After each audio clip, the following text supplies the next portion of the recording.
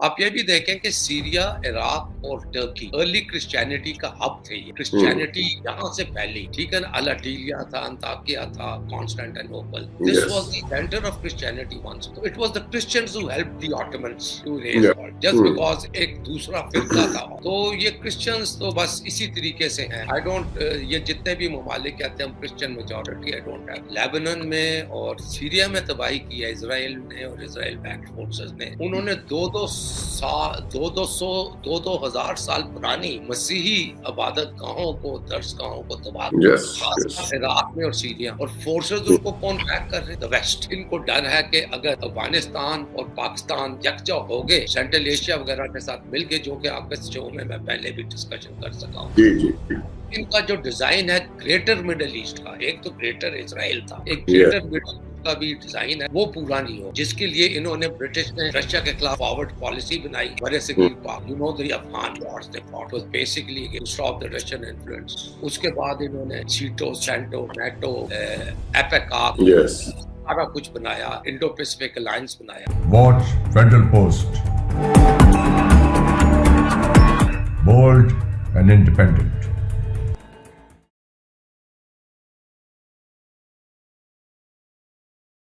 अस्सलाम वालेकुम, मैं हूं हसन जफर। ये है प्रोग्राम टॉकिंग पॉलिटिक्स। आज पॉलिटिक्स डिस्कस करेंगे सैमसन साइमन शरफ साहब के साथ। He is the defence analyst. मौजूद गुफ्तगू होगा आज का मिडल ईस्ट।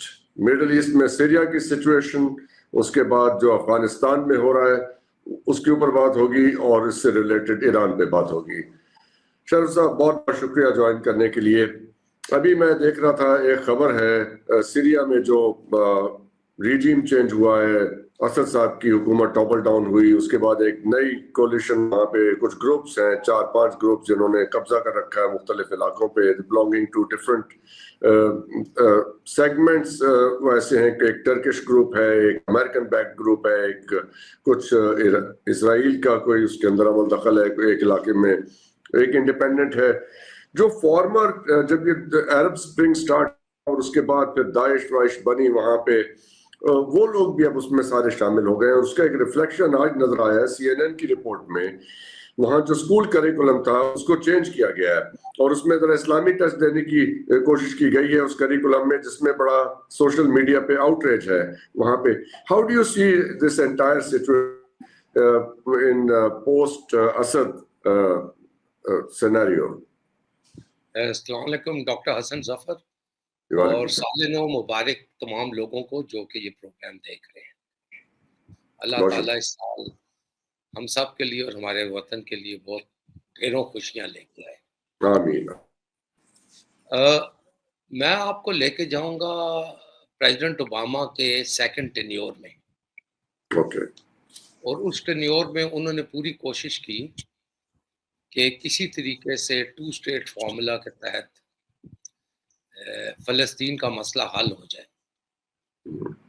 और उसके जो 2 मेजर एक्टर्स थे, पेरी और चक हैगल, उन्होंने ईरान के साथ और इजिप्ट के साथ, प्रेसिडेंट मोर्सी के साथ ताल्लुकात अच्छे खासे उस्तवार कर लिए थे।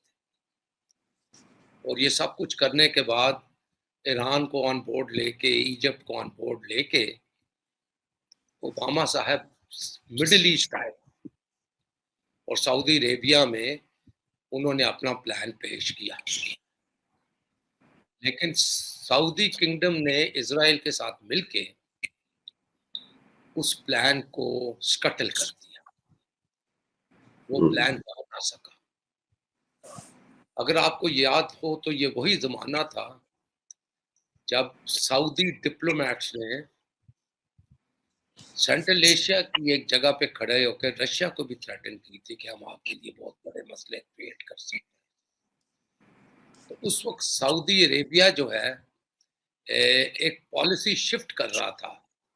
उन पर बहुत प्रेशर था कि जो तकफीरी हैं उनके पेट्रनेज वो बंद करें मुस्लिम ममालिक में।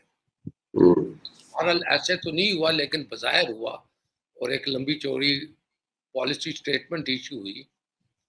उसका नतीजा ये हुआ कि there was a close cooperation between Israel and Saudi Arabia. उसमें जाहिर है अगर इन दो की कोऑपरेशन है तो अमेरिका उससे दूर नहीं रह सकता, उनका भी अप्रूवल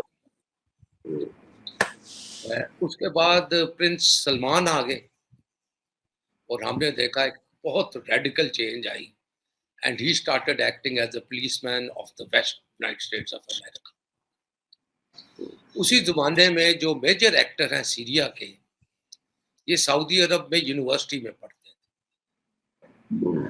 और इन्होंने कुछ रेवोल्यूशनरी ट्रेंड्स अपने शो किए थे। इनको भेजा गया इराक में। इराक में ये अमेरिका की कैद में इन्होंने 6 बरस गुजारे, अबू गरेर समेत। उसके बाद जब आईसिस की बस्तियां बननी शुरू हुई जॉर्डन इजराइल के बॉर्डर के पास, और उनको भेजा गया इराक में और सीरिया में, उसमें ये भी शामिल थे। तो he has appeared now in Syria. He is now controlling Syria. सारी बातें भी वही कर रहे हैं और आप ये देखें कि उनका जो अटायर है, उनके जो कपड़े हैं, कितनी तेजी के साथ तब्दील हुए हैं और अब वो सूट भी पहन रहे हैं, पैंट भी पहन रहे हैं, दाढ़ी भी उन्होंने ट्रिम कर ली है। मुझे तो शुरू से ये गुमान था, क्योंकि I have been following this Middle Eastern politics for a long time. मेरा एक आर्टिकल था तकफीरी साइड वाइंडर। ये रेत में रहने वाला एक सांप होता है जो अचानक झपटता है और इसने मुस्लिम ममालिक में, मिडिल ईस्ट में, इन्होंने बहुत सोच हमेशा से की है, हजरत अली के जमाने से ये रहे हैं, जिनको अभी आरजी भी कहते हैं और मुख्तलिफ टर्म्स यूज करते हैं। Yeah, call them what you like. एक और डेवलपमेंट भी आपने सऊदी अरब का जिक्र किया, ये उसी का शाखसाना है जो अरब स्प्रिंग्स थे, ये उसी का शाखसाना है और इन मौसूफ को तैयार किया गया था सीरिया के। जब इमरान खान साहब की हुकूमत को उठाया गया तो हम उस वक्त भी ये कह रहे थे कि अगर इमरान खान साहब की हुकूमत को चलने दिया जाता तो शायद जो आइंदा इलेक्शन होने थे फिर भी 2023 में इलेक्शन होने, तो उन इंतखाबात में डेफिनेटली पाकिस्तान तहरीक इंसाफ एक बाकी सियासी जमातों की तरह एक रवायती सियासी जमात के तौर के ऊपर जाती और ज्यादा इम्कान यही था शायद वो सादा अक्सरियत भी हासिल ना कर। लेकिन उनकी हुकूमत को जिस तरीके से खत्म किया गया उस वक्त से लेके अब तक हम ये बात कर रहे हैं और यही बात तसलसल से कर रहे हैं कि अवाम ने उस तर्ज को, उस तरीके को जिससे हुकूमत को खत्म किया गया उसको मुस्तरद कर दिया और उसको कबूल नहीं किया। एग्जैक्टली देखिए पाकिस्तान को इस वक्त जो चैलेंजेस दरपेश है ना, बिलखुसूस माशी चैलेंजेस दरपेश है, इन चैलेंजेस को आप इनसे नंबरदार होने के लिए इस बात की जरूरत है कि एक ऐसी हुकूमत हो जिसको अवाम की तायद हासिल, अवाम जिसको ऑन करे। और जब तक अवाम किसी हुकूमत को ऑन नहीं करेंगे वो इन चैलेंजेस से नंबरदार नहीं हो सकते। मुश्किल फैसले करने की जरूरत नहीं है। ये बात पहली तो बात यह है कि मैं इस बात को तस्लीम करने के लिए तैयार नहीं हूँ कि पाकिस्तान के 25 करोड़ अवाम में हमारे पास कोई एक ऐसा फर्द भी नहीं है जो पाकिस्तान का फाइनेंस मिनिस्टर बन सके। Watch Federal Post. Bold and independent.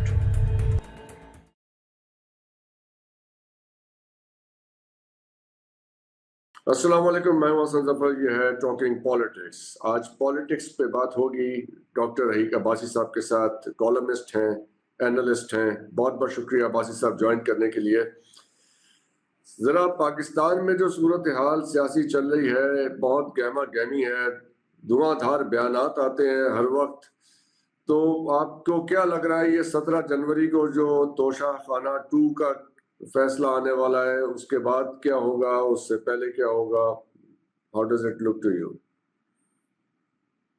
देखिए डॉक्टर साहब, बात यह है कि क्या होगा ये तो हम नहीं बता सकते, क्योंकि पाकिस्तान में गुज़श्ता 3 सालों से जो कुछ हो रहा है वो तमाम तज्ज़ियों और तमाम तखमीनों से मावराई हो रहा है और वो कुछ हो रहा है जिसकी पहले कभी तो नहीं की जा सकती थी या नहीं की जाती थी। लेकिन इतनी बात हम कर सकते हैं कि होना क्या चाहिए, और यही बात हम 3 सालों से कर रहे हैं। और वो बात यही है कि ये वक्त बदल गया है, ज़माना बदल गया है, पॉलिटिक्स की डायनेमिक्स बदल गई हैं। ये जो मौजूदा दौर है ये वो दौर नहीं रहा कि जो 80 और 90 का, 1980 का दौर हो, 1970 का दौर हो, इवन के 1990 का दौर हो, जहां आप पसे पर्दा रह कर अपनी मर्जी के सियासी फैसले कर सकते हैं और फिर अवाम को ये यकीन दिला सकते हैं कि ये फैसले पसे पर्दा नहीं हो रहे, बल्कि ये वही कुछ हो रहा है जो सामने नजर आ रहा है। सोशल मीडिया ने, आपको इल्म है कि पॉलिटिक्स की डायनेमिक्स को तब्दील कर दिया है। जब इमरान खान साहब की हुकूमत को उठाया गया तो हम उस वक्त भी ये कह रहे थे कि अगर इमरान खान साहब की हुकूमत को चलने दिया जाता तो शायद जो आइंदा इलेक्शन होने थे वो फिर भी 2023 में इलेक्शन होने थे, तो उन इंतखाबात में डेफिनेटली पाकिस्तान तहरीक इंसाफ एक बाकी सियासी जमातों की तरह एक रवायती सियासी जमात के तौर के ऊपर जाती और ज्यादा इम्कान यही था कि शायद वो सादा अक्सरियत भी हासिल ना कर सकते। लेकिन उनकी हुकूमत को जिस तरीके से खत्म किया गया, उस वक्त से लेके अब तक हम ये बात कर रहे हैं और यही बात तसलसल से कर रहे हैं कि अवाम ने उस तर्ज को, उस तरीके को जिससे हुकूमत को खत्म किया गया, उसको मुस्तरद कर दिया और उसको कबूल नहीं किया। और उस वक्त से लेके अब तक अवाम इस सारी सूरत हाल जो कुछ हो रही है, जो जोड़ तोड़ हो रहा है और जिस तरीके से 8 फरवरी को हुआ, जिस तरीके से 25 मई 2022 को हुआ और तब से लेके अब तक जो कुछ हो रहा है, अवाम की एक वादे राय है और उस राय को आप बिल्डोज नहीं कर सकते। उस राय को आप इस बारे में कोई दो राय देना नहीं हो सकती। एक चीज आपके सामने रखना चाहूंगा, ये जिन सारे वाकयात का आपने 2-3 साल के जिक्र किया, इसमें आप भी बहुत क्रिटिकल रहे एस्टेब्लिशमेंट के बारे में, पाकिस्तान फौज के किरदार के बारे में, बाजवा साहब पे इल्जाम आए, करंट मिलिट्री लीडरशिप के ऊपर बहुत तनकीद हुई, सब कुछ हुआ, हमने देखा, हमारे चैनल पे भी ये सारी बातें होती रहीं। लेकिन अभी जो आगे चल के अब एक और नुक्ता निगाह से इसे देखिए कि जो इस वक्त प्रेजेंट सेटअप है, एक कोलिशन गवर्नमेंट है, राइट है, रॉन्ग है, फॉर्म 45 है, 47 है, उससे अलग होके बहुत ही डिप्रेसिंग परफॉर्मेंस सामने आई है। तो इस सूरत हाल में इस्टेब्लिशमेंट हो तो वो उनके लिए बहुत चैलेंजेस हैं। हमने अफगानिस्तान की, अब बांग्लादेश की बहुत सी रीजनल सूरत हाल हम उसको बड़े एक्सटेंसिवली डिस्कस करते हैं अपने चैनल पे।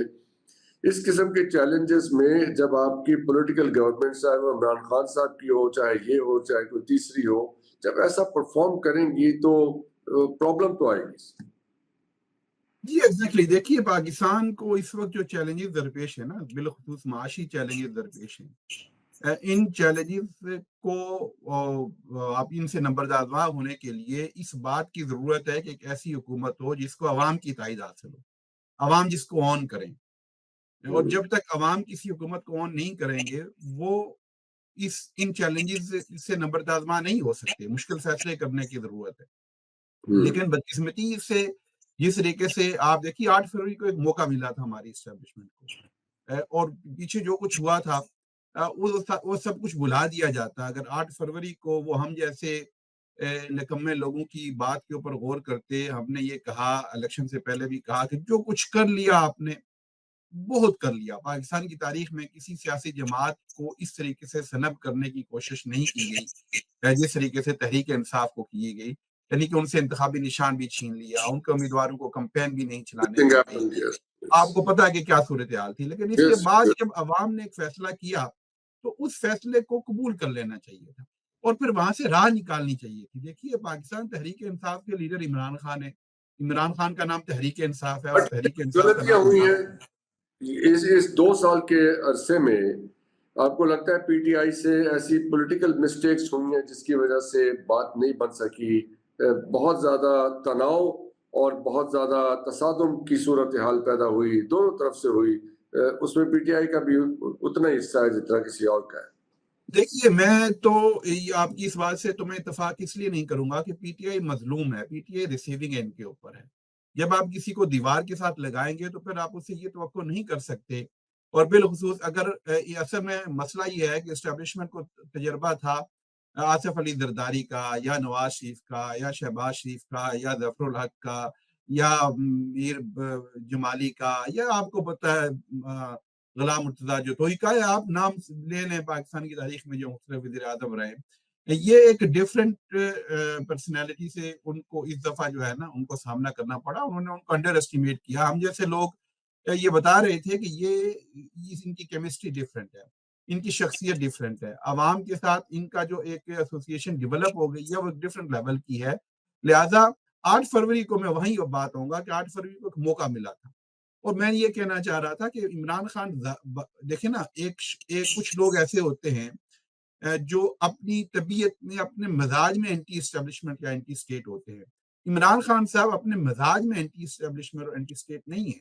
उन्हें तो आप ये समझें कि धक्का दे के वहां उस कोने में जाके खड़ा कर दिया गया है कि जहां उनके पास कोई और चारा नहीं था सिवाय इसके कि वो रद्द अमल करते। लेकिन इमरान खान साहब के साथ 8 फरवरी के बाद मेरा ख्याल है कि जब रिजल्ट आ गए थे या रिजल्ट नजर आ गए थे, तो उस वक्त पहला काम ये होना चाहिए था कि पीटीआई के जो लोग जीते थे उनके रिजल्ट को तब्दील नहीं किया जाना चाहिए था, नंबर 1। नंबर 2, उसके बाद अगर देखिए ना, इमरान खान साहब जेल में ही थे। इमरान खान साहब तो 8 फरवरी के बाद बाहर तो नहीं आ जाने थे ना, अगर इलेक्शन का नताइज को एक्सेप्ट कर लिया जाता। वो तो ड्यू प्रोसेस होना था ना अदालत का। गवर्नेंस बाय गिमिक्री, ये इस तरह से हुकूमत चला रहे हैं, इसमें कोई ठोस बात नहीं है। दावे गलत हैं। ये बहुत कहते थे ना कि जी बड़ी रिकवरी हुई है, और फिर ये भी कहते थे कौन कहता है कि रिकवरी नहीं हुई है। अब बताएं हमें क्या हुआ है। तो रिकवरी ये हुई है कि क्वार्टर का जीडीपी ग्रोथ रेट है 1% से भी कम है, 8.9% है। तो अब हम उनसे पूछते हैं कि कहाँ गई वो रिकवरी। हमारा जो चावल है वो वहाँ कंज्यूम नहीं होता, उनका जो क्वालिटी ऑफ राइस वहाँ पर लोग कंज्यूम करते हैं वो बहुत मुख्तलिफ है। और हमारे पास बेचने को है क्या? बात ये कि आप कुछ बनाएंगे तो बेचेंगे। हमने अपने इंडस्ट्रियल सेक्टर को तो पिछले 40 साल में अंडरमाइन कर दिया है। अब हम कुछ बनाते नहीं हैं, चावल, चमड़ा और चादर के अलावा। और ये तीनों चीज़ें जो है बांग्लादेश की बड़ी मार्केट नहीं है, तो मैं नहीं समझता कि कोई एक्सपोर्ट में इजाफा होगा खातिर खा। अब ये एक्सटॉर्शन हुकूमत कर रही है, क्योंकि जिस तरह के थ्रेट्स लगाए जाते हैं लोगों के ऊपर और उनकी फंडामेंटल राइट्स को वायलेट किए जाते हैं टैक्स के नाम पे, ये किसी और मुल्क में तो नहीं होता। और कोई रियासत ऐसे चल नहीं सकती है। ये रियासत अंदर से कमज़ोर हो रही है तमाम इक़दाम की वजह से। Watch Federal Post. Bold and independent.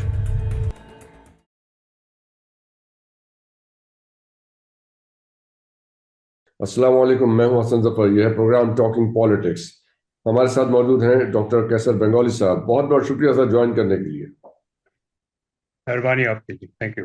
मेरे पास एक सर लंबी चौड़ी लिस्ट है जो हुकूमत ने दावे किए हैं और जो इस वक्त उनका रिपोर्ट कार्ड है हमारे पास माली साल 2024 का, जिसके 6 माह के दौरान, यानी जो फिस्कल ईयर का पहले 6 माह थे स्टार्टिंग जून, 15 सरकारी कंपनियों को 405 अरब रुपए से ज्यादा का खसारा हुआ। मजमूई नुकसानात में 15 सरकारी मलकियत वाले इदारे, स्टेट ओन्ड एंटरप्राइजेस का हिस्सा 99.3% है।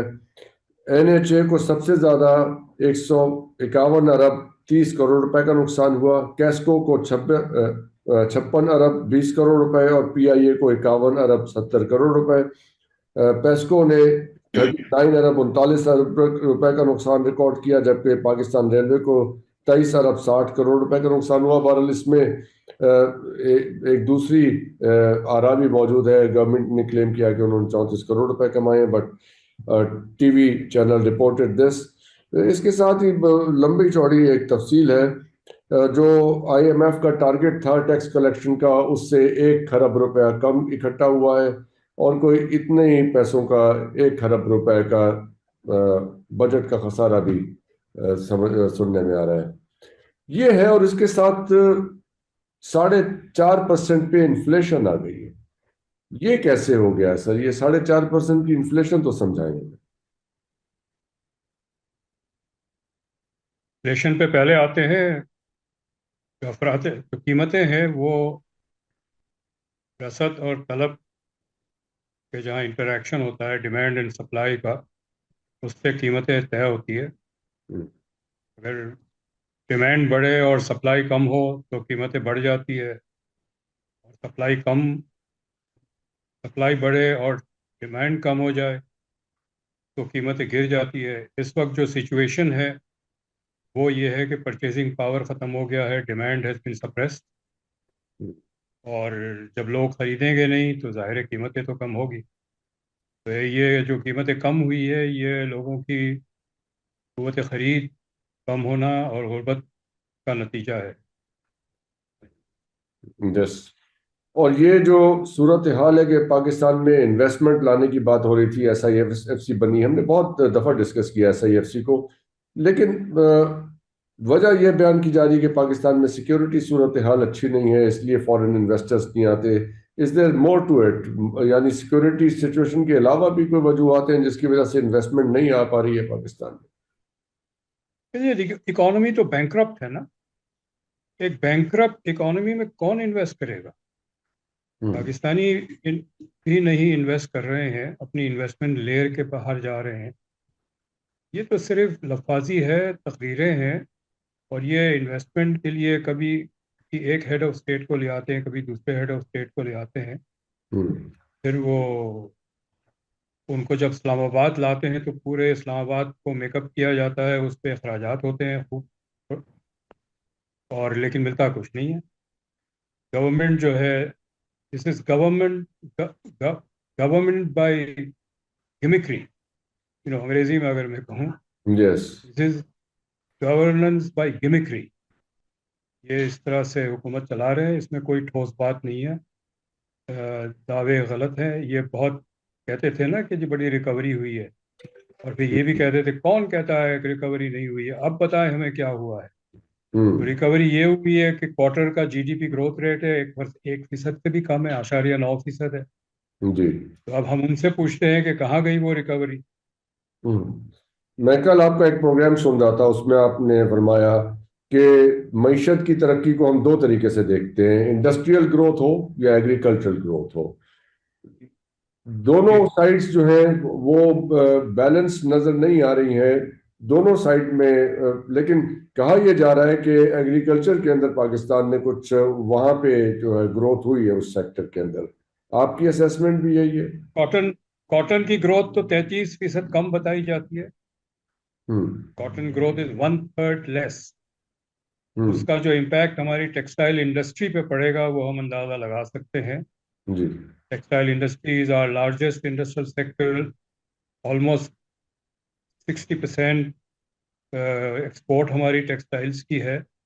और अगर कॉटन नहीं होगा तो या तो टेक्सटाइल इंडस्ट्री बंद हो जाएगी, या हमें कॉटन इंपोर्ट करना पड़ेगा। इंपोर्ट करने के लिए फॉरेन एक्सचेंज चाहिए, मजीद कर्जा लेना पड़ेगा। तो ये तो एक दलदल में फंसे हुए हैं हम, और उसको निकालने के बजाय ये गिमिक्री और स्टेटिस्टिक्स से खेला जा रहा है। आप काफी स्ट्रॉन्ग क्रिटिक हैं गवर्नमेंट के, उसकी पॉलिसीज के, ये हम जानते हैं। लेकिन इस सारे दौरानिए में एक पॉजिटिव चीज भी हुई है। बांग्लादेश के साथ पाकिस्तान की ट्रेड की बात हो रही है। उन्होंने पाकिस्तान पे जो पाबंदी थी वहाँ पे ढाका पोर्ट पे, वो भी रिमूव की। अब सुनने में आ रहा है कि ये सिलसिला मजीद आगे बढ़ेगा। इसको हम किस तरह मैक्सिमाइज कर सकते हैं, इसके पोटेंशियल को, अगर बांग्लादेश से ट्रेड ओपन हो जाए? ये एग्रीकल्चरल सेक्टर के अंदर भी, जिसका भी आपने तज़किरा फरमाया, वहां पे भी ग्रोथ हो सकती है। How can it benefit our industry? जरा इसको जरा एक्सप्लोर कीजिए। कि जिस मुल्क से भी अच्छे ताल्लुकात होते हैं वो अच्छी बात है, मैं खुशामदीद कहना चाहिए, और कहते हैं हम। जी। लेकिन Bangladesh is not a major market for us, not a major buyer. हम टेक्सटाइल एक्सपोर्ट करते हैं, वो भी टेक्सटाइल एक्सपोर्ट करते हैं। तो टेक्सटाइल तो हमसे वो खरीदेंगे नहीं। हमारा जो चावल है वो वहाँ कंज्यूम नहीं होता। उनका जो क्वालिटी ऑफ राइस वहाँ पर लोग कंज्यूम करते हैं वो बहुत मुख्तलिफ है। बाकी और हमारे पास बेचने को है क्या? बात ये कि आप कुछ बनाएंगे तो बेचेंगे। हमने अपनी इंडस्ट्रियल सेक्टर को तो पिछले 40 साल में अंडरमाइन कर दिया है। अब हम कुछ बनाते नहीं हैं, चावल, चमड़ा और चादर के अलावा। और ये तीनों चीज़ें जो है बांग्लादेश की बड़ी मार्केट नहीं है, तो मैं नहीं समझता कि कोई एक्सपोर्ट में इजाफा होगा खातिर खा। राइट। तो हमें फिर क्या करना चाहिए कि हमारी एक्सपोर्ट में भी इजाफा हो जाए और हमारे लिए ज़्यादा बेहतर मार्केट्स भी अवेलेबल हो जाए? मिडल ईस्ट की मार्केट्स हैं, सेंट्रल एशिया की मार्केट की बात हो रही है। किस डायरेक्शन में पाकिस्तान को मूव करना चाहिए? ये तय करना होगा कि industry is the engine of growth, hmm. और इंडस्ट्री को प्रमोट करने के लिए हमें जीएसटी को कम करना पड़ेगा, कम से कम रेट आधा करना पड़ेगा। इस जीएसटी के रेट पे इंडस्ट्री नहीं चल सकती। फिर ये कि जो कंपीटिंग सेक्टर्स हैं जो इंडस्ट्री से इन्वेस्टमेंट के लिए compete करते हैं, वो है प्रॉपर्टी मार्केट और स्टॉक मार्केट।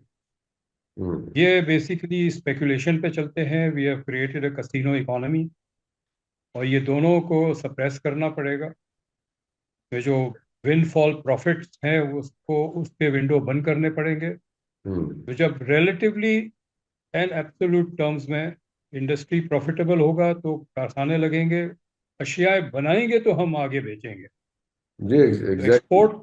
एक्सपोर्ट प्रमोट करने के लिए पहले हमें इंडस्ट्रियल बेस को रिहेबिलिटेट करना है और बनाना है दोबारा।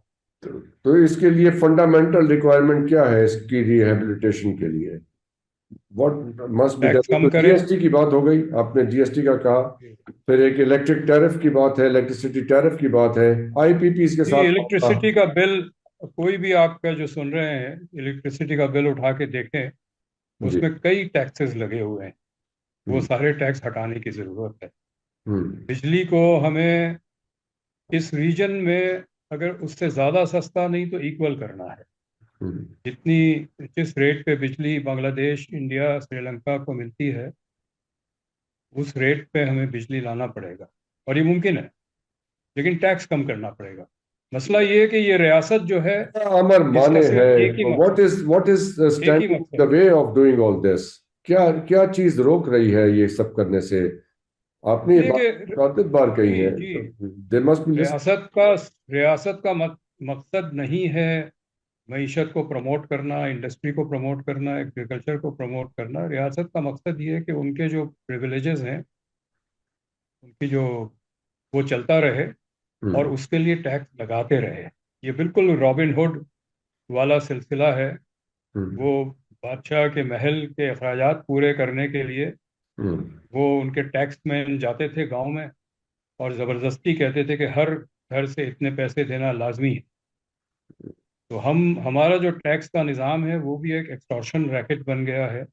अब ये एक्सटॉर्शन हुकूमत कर रही है, क्योंकि जिस तरह के थ्रेट्स लगाए जाते हैं लोगों के ऊपर और उनकी फंडामेंटल राइट्स को वायलेट किया जाता है टैक्स के नाम पे, ये किसी और मुल्क में तो नहीं होता। और कोई रियासत ऐसे चल नहीं सकती है। ये रियासत अंदर से कमज़ोर हो रही है तमाम इक़दामात की वजह से। ये जो 190 मिलियन पाउंड वाला डिसीजन है, ये खान साहब का या उनकी बेगम का या बेगम की सहेली का नहीं है, ये उस कैबिनेट की डिसीजन थी कि जी ये पैसे आएंगे, इनको राउट कहाँ करना है, कैसे करना है। तो दैट इज वेरी क्लियर। इसमें तो जुरिडिक्शनल डिफेक्ट है। ये तो केस प्रोसीड हो ही नहीं सकता था कि ये 190 मिलियन पाउंड जो हैं ये पाकिस्तान की किटी में नहीं, ये सुप्रीम कोर्ट में जमा होंगे। वो कैबिनेट का फैसला है। अब अगर वो कैबिनेट का फैसला है तो उस पे मुकदमा बन नहीं सकता, बन गया है तो चल नहीं सकता, कम से कम नैब की हद तक नहीं चल सकता। FIA चला ले अगर चलाना चाहती, सेट असाइड हो जाएगी। Of course there is no other way. Federal cabinet का फैसला है कि जनाब पैसे यहाँ नहीं यहाँ से यहाँ करें, तो उसमें बुशरा बीबी का या इमरान खान का इनफरादी तौर पर तो कोई लेना देना नहीं है ना जी। वो तो फैसला उस वक्त की हुकूमत की काबीना का है। काबीना ने कुछ फैसला किया है तो किया है, वो आपके परव्यू से बाहर। गैर अमूमी तौर पे जरूर फौजी अदालतों पे हो सकता है, मगर ये जो 9 मई के मुल्जमान हैं, इनके ऊपर ऐसी कोई चीज साबित नहीं हो पाती जिससे इनका मुकदमा जो है वो मिलिट्री कोर्ट में चलाया जाए। यानी आपने गेट खुला रखा कि कल को किसी के ऊपर करना पड़ता है मिलिट्री कोर्ट में ट्रायल तो आप कर सकें, मगर इन लोगों का ट्रायल कलादम करार दे दिया जाएगा। ये मेरी पर्सनल रीडिंग है कल की, परसों की, आज की और कल की hearing. Watch Federal Post. Bold and independent.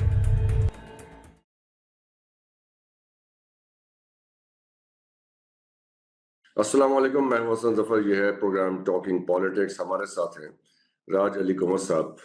Welcome करते हैं सर आपको अपने प्रोग्राम में। Thank you sir. जरा पॉलिटिकल सिचुएशन के ऊपर बात करते हैं पाकिस्तान की, और खास तौर पे because you are a legal expert. ये जो तोशा खाना 2 केस है, इस बारे में बताइए। ये मामला कोई कंक्लूड नहीं हो गया था? चले इसको जरा रिव्यू करते हैं मामले को। ये 190 मिलियन पाउंड का केस जो है, इसके मेरिट्स हैं वाकई? इसमें खान साहब को सजा हो सकती है बिकॉज ऑफ वो whatever has been argued in regard to this? Okay, there are two parts to this. Number one तो ये है कि देखिए पाकिस्तान में कभी भी कुछ भी हो सकता है. That is never something that we should be surprised by. But let's understand the merits. Merits ये हैं कि अक्टूबर 2021 में एक अमेंडमेंट खान साहब की गवर्नमेंट के अंदर आई थी नैब कानून के तहत through an ordinance. That ordinance की लाइफ जो है वो 6 महीने होती है अनलेस आप उसको पार्लियामेंट से बैठ कर आए. वो एक्सपायर हुई जून में. जून के एंड में एक अमेंडमेंट इन दी एक्ट आ गई. अब खान साहब की गवर्नमेंट जा चुकी है, पीडीएफ की गवर्नमेंट आ चुकी है. उस अमेंडमेंट के अंदर एक बड़ी इंटरेस्टिंग बात थी. सेक्शन 4 के अंदर उन्होंने ये कहा एक्सप्रेसली कि all decisions of the cabinet are immune from any proceeding in the NAB. ठीक है जी, बाय द नैब अथॉरिटीज और इन दी अकाउंटेबिलिटी कोर्ट, जो कि नैब की अदालत है. इसको हम आमतौर पर नैब की अदालत कहते हैं. ये जो 190 मिलियन पाउंड वाला डिसीजन है, ये खान साहब का या उनकी बेगम का या बेगम की सहेली का नहीं है. ये उस कैबिनेट की डिसीजन थी कि जी ये पैसे आएंगे, इनको राउट कहाँ करना है, कैसे करना है. तो दैट इज वेरी क्लियर. इसमें तो जुरिसडिक्शनल डिफेक्ट है. ये तो केस प्रोसीड हो ही नहीं सकता था.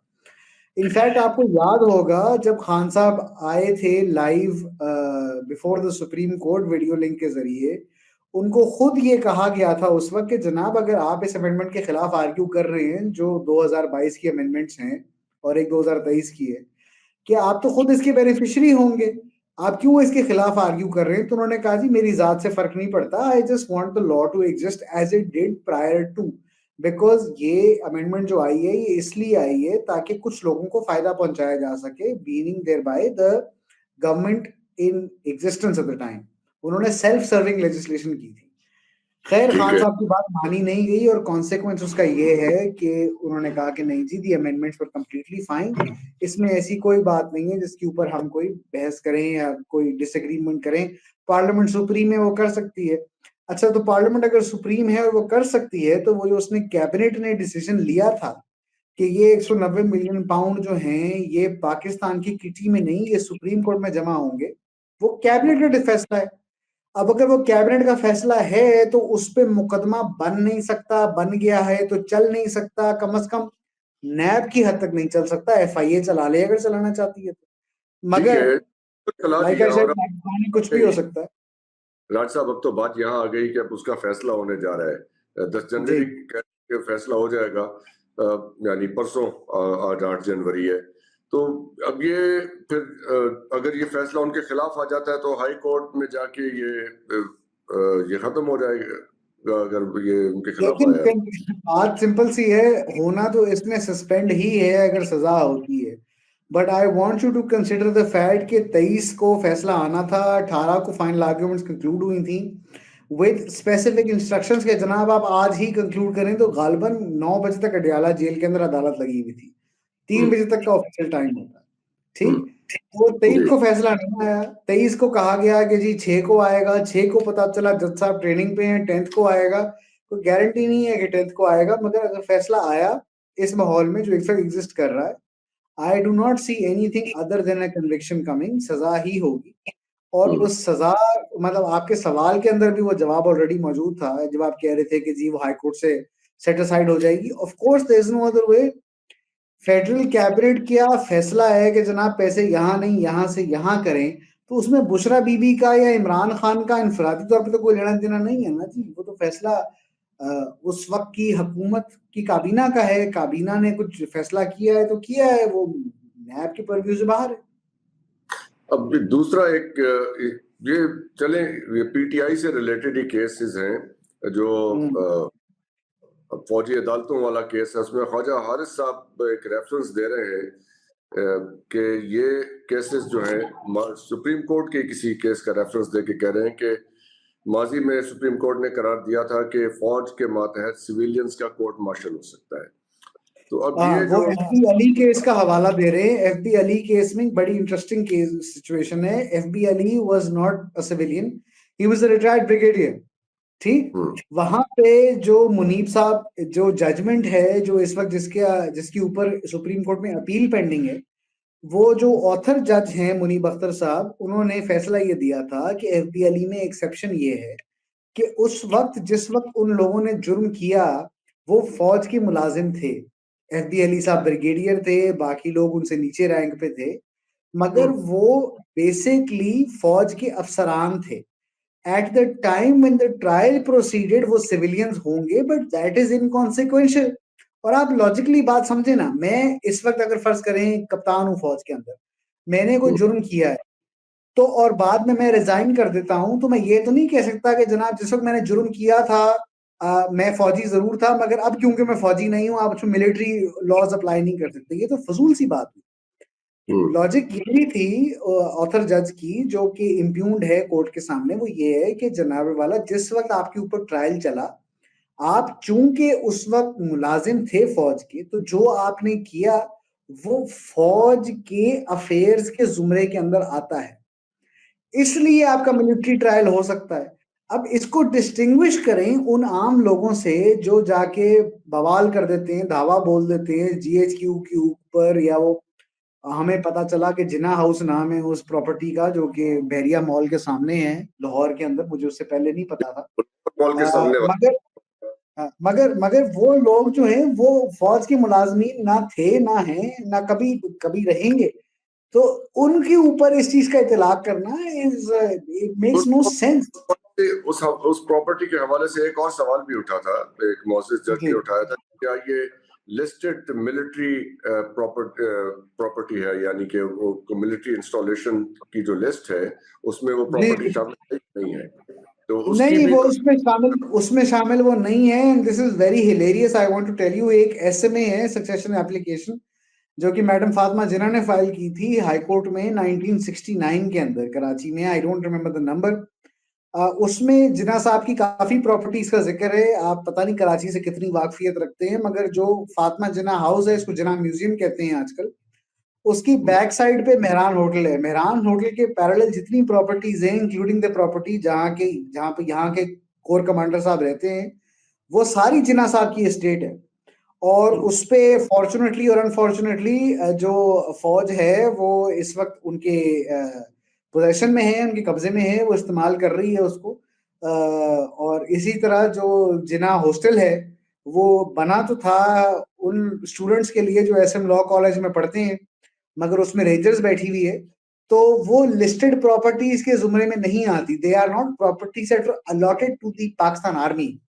These are properties that are being used by the Pakistan Army on a lease or a license, but that is not, it does not mean कि वो उनकी ओनरशिप के अंदर है, वो उनकी इस्तेमाल में है।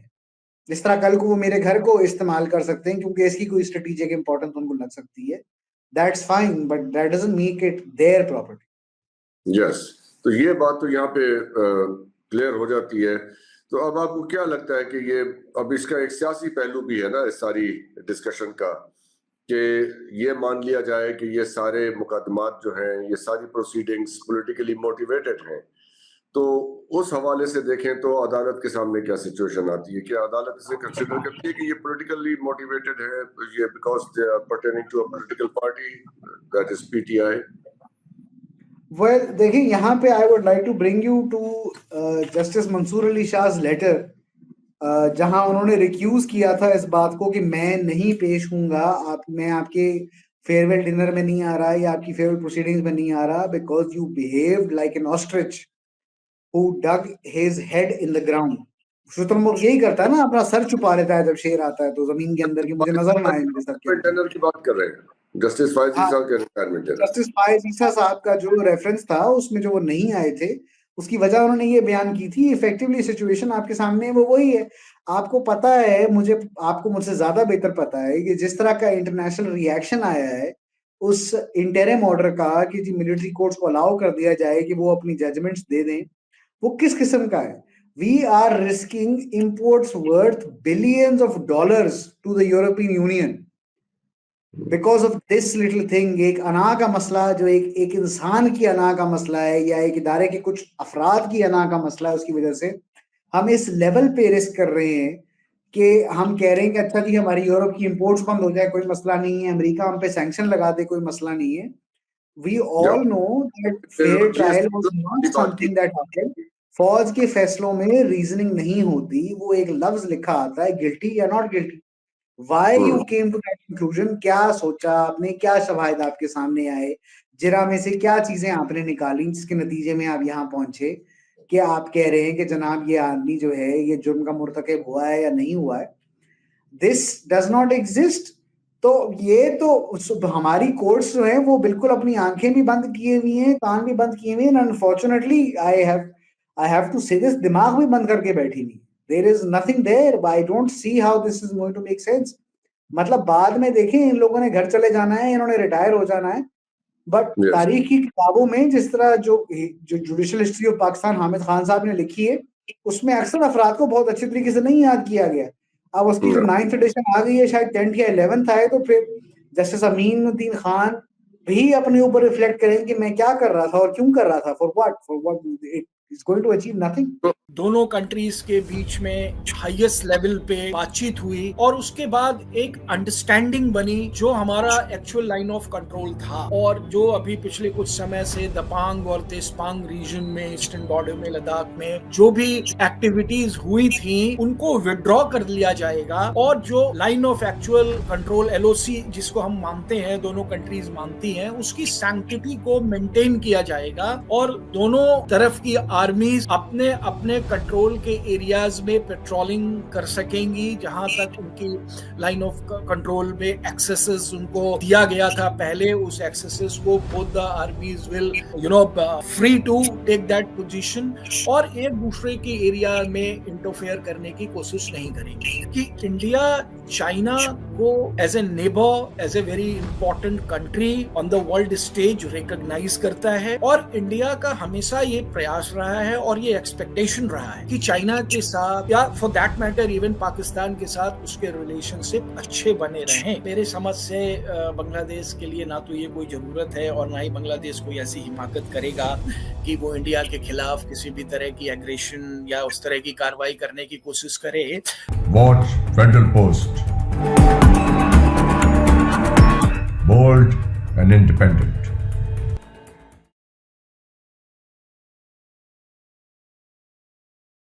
अस्सलाम वालेकुम, मैं हूं हसन जफर। यह है प्रोग्राम टॉकिंग पॉलिटिक्स। नई दिल्ली से ज्वाइन कर रहे हैं हमें गैरदर मिश्रा साहब, एडवोकेट हैं सुप्रीम कोर्ट के और पॉलिटिक्स में बात करते हैं, लेफ्ट विंग पॉलिटिक्स का हिस्सा हैं। बहुत बहुत शुक्रिया ज्वाइन करने का मिश्रा जी। आपका भी बहुत शुक्रिया डॉक्टर साहब, मुझसे बातचीत करने का ऑफर देने के लिए। चलिए फिर बातचीत स्टार्ट करते हैं। हमारी तवज्जो बहुत हुई है जो रिसेंट डेज में डेवलपमेंट्स हुई हैं हिमाचल प्रदेश में। वहां से ये रिपोर्ट्स आई हैं कि, और ये द हिंदू न्यूज़पेपर में छपी, आपके सारे न्यूज़पेपर्स में पब्लिश हुई, कि वहां 2 काउंटीज बना ली हैं चाइना ने, और which the land which India claims as its own. Yes. उससे पहले आप देखिए कि ये 18 दिसंबर के करीब अजीत देवल साहब और वैंग यी जो चाइना के फॉरेन मिनिस्टर हैं, उनके बीच में बातचीत हुई, और एक 5 साल के बाद, 5 इयर्स के गैप के बाद एक ब्रेक थ्रू की सिचुएशन नजर आई कि both parties would like to sit together and resolve the issues. अब लेकिन उसमें भी एक पोजीशन ले ली दोनों साइड्स ने। इंडिया कहता है कि border issue first then broader issues, और वेंगी साहब कह रहे थे कि ब्रॉडर इश्यूज डिस्कस कर लेते हैं, बॉर्डर इश्यूज रिजॉल्व होते रहेंगे। बिल्कुल वैसी सिचुएशन जैसे कश्मीर पे इंडिया पाकिस्तान की, कहते जी कश्मीर पहले हल करें फिर बाकी बातें करेंगे, उनका जी पहले बाकी बातें करेंगे, you know, it's the same kind of thing. लेकिन यहाँ पोजीशन रिवर्स्ड है। कैसे देखा जा रहा है इंडिया में इस सारी सिचुएशन? तो इंडिया जो रिसेंट कुछ समय से, खास करके 2019 के बाद से, जो इंडिया चाइना का रिलेशनशिप है उसमें एक बड़े स्तर पे गिरावट आई है। खास करके आपने जैसे कहा, जिसको हम ईस्टर्न लद्दाख कहते हैं, जो हमारा एरिया है हिंदुस्तान का, उसमें जो लाइन ऑफ एक्चुअल कंट्रोल पे चाइना का एग्रेशन हुआ था, and that was totally non provoked, non essential aggression जो हुआ था, और उसके बाद Chinese People's Liberation Army PLA और इंडियन आर्मी के बीच में एक स्टैंड ऑफ, जो बहुत ही स्कर्मिसेस एंड स्टैंड ऑफ हुआ था। उसके बाद से इंडो चाइना रिलेशनशिप में एक तरह से बिल्कुल ब्रेक हो गया था। एंड इंडिया ने एक बहुत ही टफ पोजीशन इसमें लिया था, एंड जो कि सही था बिल्कुल, कि ये बिल्कुल ही अनप्रोवोक्ड और अनवारंटेड एग्रेशन है on the part of Chinese government, क्योंकि जो ये लाइन ऑफ एक्चुअल कंट्रोल था ईस्टर्न लद्दाख में खास करके, वो बहुत समय से उस पर एक तरह की अंडरस्टैंडिंग थी कि इसको ब्रेक थ्रू नहीं करना है, लेकिन चाइना ने इसको विदाउट एनी प्रोवोकेशन, जैसा मैंने कहा फ्रॉम इंडिया साइड, इसको एग्रेशन किया, इंटर करने की कोशिश की, और इंडियन आर्मी ने फिर उसका काउंटर ऑफेंस लिया। लेकिन पिछले, जैसा आपने कहा कि अक्टूबर में दोनों कंट्रीज के बीच में हाईएस्ट लेवल पे बातचीत हुई, और उसके बाद एक अंडरस्टैंडिंग बनी कि जो हमारा एक्चुअल लाइन ऑफ कंट्रोल था, और जो अभी पिछले कुछ समय से दपांग और देशपांग रीजन में, ईस्टर्न बॉर्डर में, लद्दाख में जो भी एक्टिविटीज हुई थी, उनको विड्रॉ कर लिया जाएगा, और जो line of actual control LOC जिसको हम मानते हैं, दोनों कंट्रीज मानती हैं, उसकी सैंक्टिटी को मेंटेन किया जाएगा, और दोनों तरफ की आर्मीज अपने अपने कंट्रोल के एरियाज में पेट्रोलिंग कर सकेंगी, जहां तक उनकी लाइन ऑफ कंट्रोल में एक्सेसेस उनको दिया गया था पहले, उस एक्सेसेस को both the armies will free to take that position, और एक दूसरे के एरिया में इंटरफेयर करने की कोशिश नहीं करेंगे। वो एक हाईएस्ट लेवल पे एक पॉजिटिव डेवलपमेंट था, जिसने ये जो 4-5 सालों में इंडिया और चाइना के बीच के रिलेशंस को बिल्कुल थॉ कर दिया था। किसी भी तरह की डिस्कशंस, बायलैटरल टॉक्स बिल्कुल एक तरह से ब्रेक हो गई थी, उसको रिज्यूम किया गया।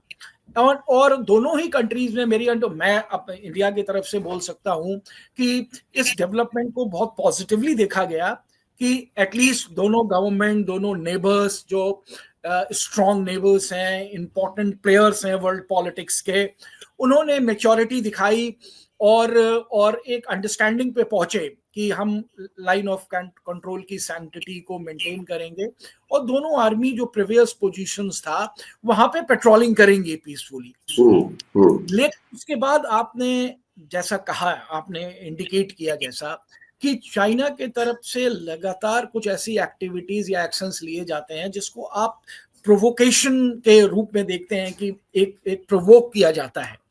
और उसमें सबसे रिसेंट है, अभी 10 दिन पहले, जैसा आपने कहा, वेरियस मीडियाज ने, इंडिया में भी, इंटरनेशनल मीडिया ने भी, और चाइना की जो ऑफिशियल न्यूज एजेंसी है ज़ुआंग, उन्होंने भी रिपोर्ट किया कि 2 रीजन्स को, और खास करके जो हुएन काउंटी जो उन्होंने बनाया है, जो one of the county, the when county, उसमें एक लार्ज पार्ट ऑफ अक्साई चीन, जो कि एक बहुत लॉन्ग डिस्प्यूटेड क्वेश्चन है, जिसमें इंडिया का कॉन्सिस्टेंट पोजीशन ये रहा है कि चाइना ने इसको अनऑथराइज्ड 38,000 स्क्वायर किलोमीटर ऑक्यूपाई कर रखा है, what we call the Aksai चीन।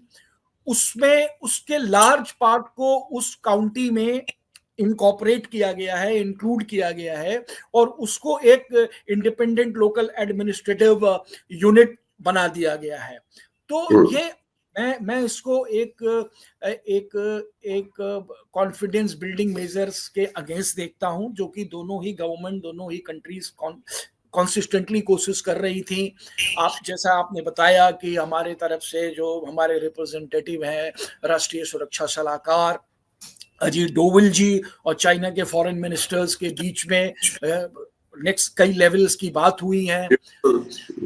जी मैं इसके साथ ही, मन के जैसे वो आप कानून की जुबान में नहीं कहते कि इस आर्टिकल को इस आर्टिकल के साथ जोड़ के पढ़ लीजिए, इस सिचुएशन को दूसरी सिचुएशन के साथ जोड़ के देखें, तो हम we have reasons to believe कि जो एक स्ट्रेटेजिक पार्टनरशिप यूएसए और इंडिया की चल रही है 2006 से, उसके अंदर थोड़ा सा कोई तनाव है, या कहीं वो कोल्ड हो गई है इन रिसेंट डेज कहीं आके। वेरियस रीजंस, उसके इंडिकेटर्स हम देखते हैं। जबकि बांग्लादेश में रिजीम चेंज हुआ, उसके बाद वो जो वहाँ पे असैसिनेशंस वाला मामला था, उस पे बहुत एक पोजीशन ली यूएसए ने, और दीगर मामलात में वो आपके कुछ जहाज़ों के पुर्जे देने थे जनरल इलेक्ट्रिक्स ने, वो नहीं आए।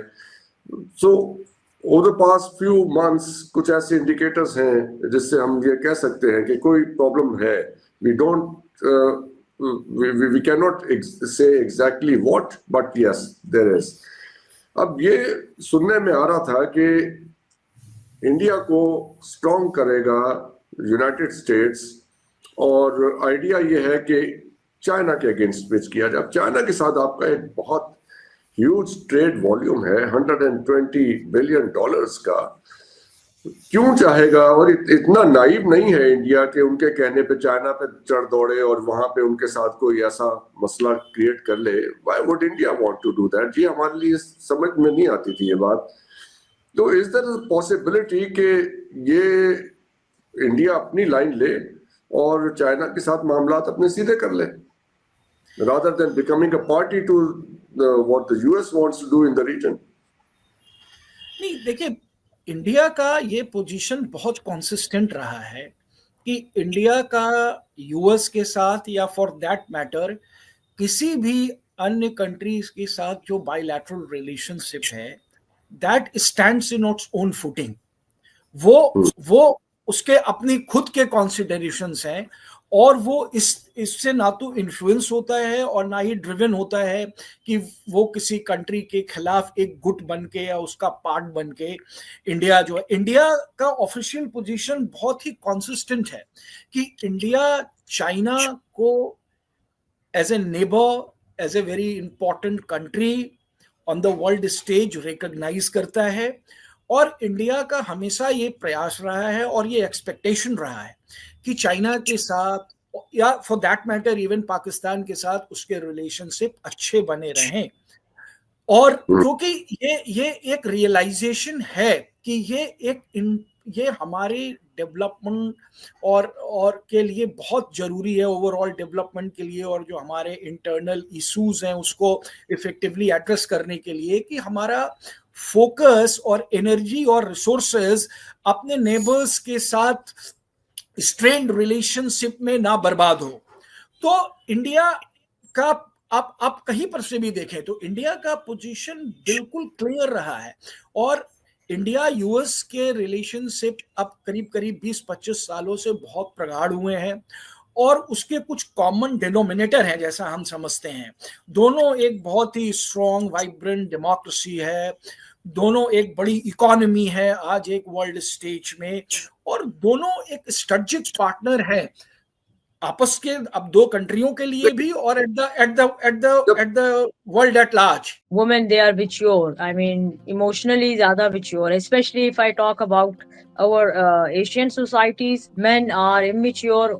मतलब even if they are 40 के तक भी मुझे लगता है वो immature ही होते हैं। कि अगर ये लोग immature इतना late होते हैं तो how come they are the one who are the अवामीन जिस तरह है, और they are the one who take the decisions. तो अगर आपको हैबिट पड़ गई है कि लोग आपका ख्याल ही रखेंगे, लोग आपको पैम्पर ही करते रहेंगे, आपको मनाते ही रहेंगे, मुझे लगता है कि people who are mentally not mature या emotionally mature नहीं है, डिपेंड करते हैं लोगों के ऊपर, वो हमेशा ही पर डिपेंड करते हैं, and they cannot उससे वो बाहर नहीं निकल सकते। Other than that मुझे ये भी लगता है कि लड़कियों के अपना भी एक अल्लाह ताला ने उनकी फितरत में या उनकी एक वो उसमें भी है कि they want to take the responsibility. लेकिन मोस्टली ये होता है कि लड़कियों के पास मार्जिन नहीं होता इतनी गलतियां करने का जितना लड़कों के पास मार्जिन होता है।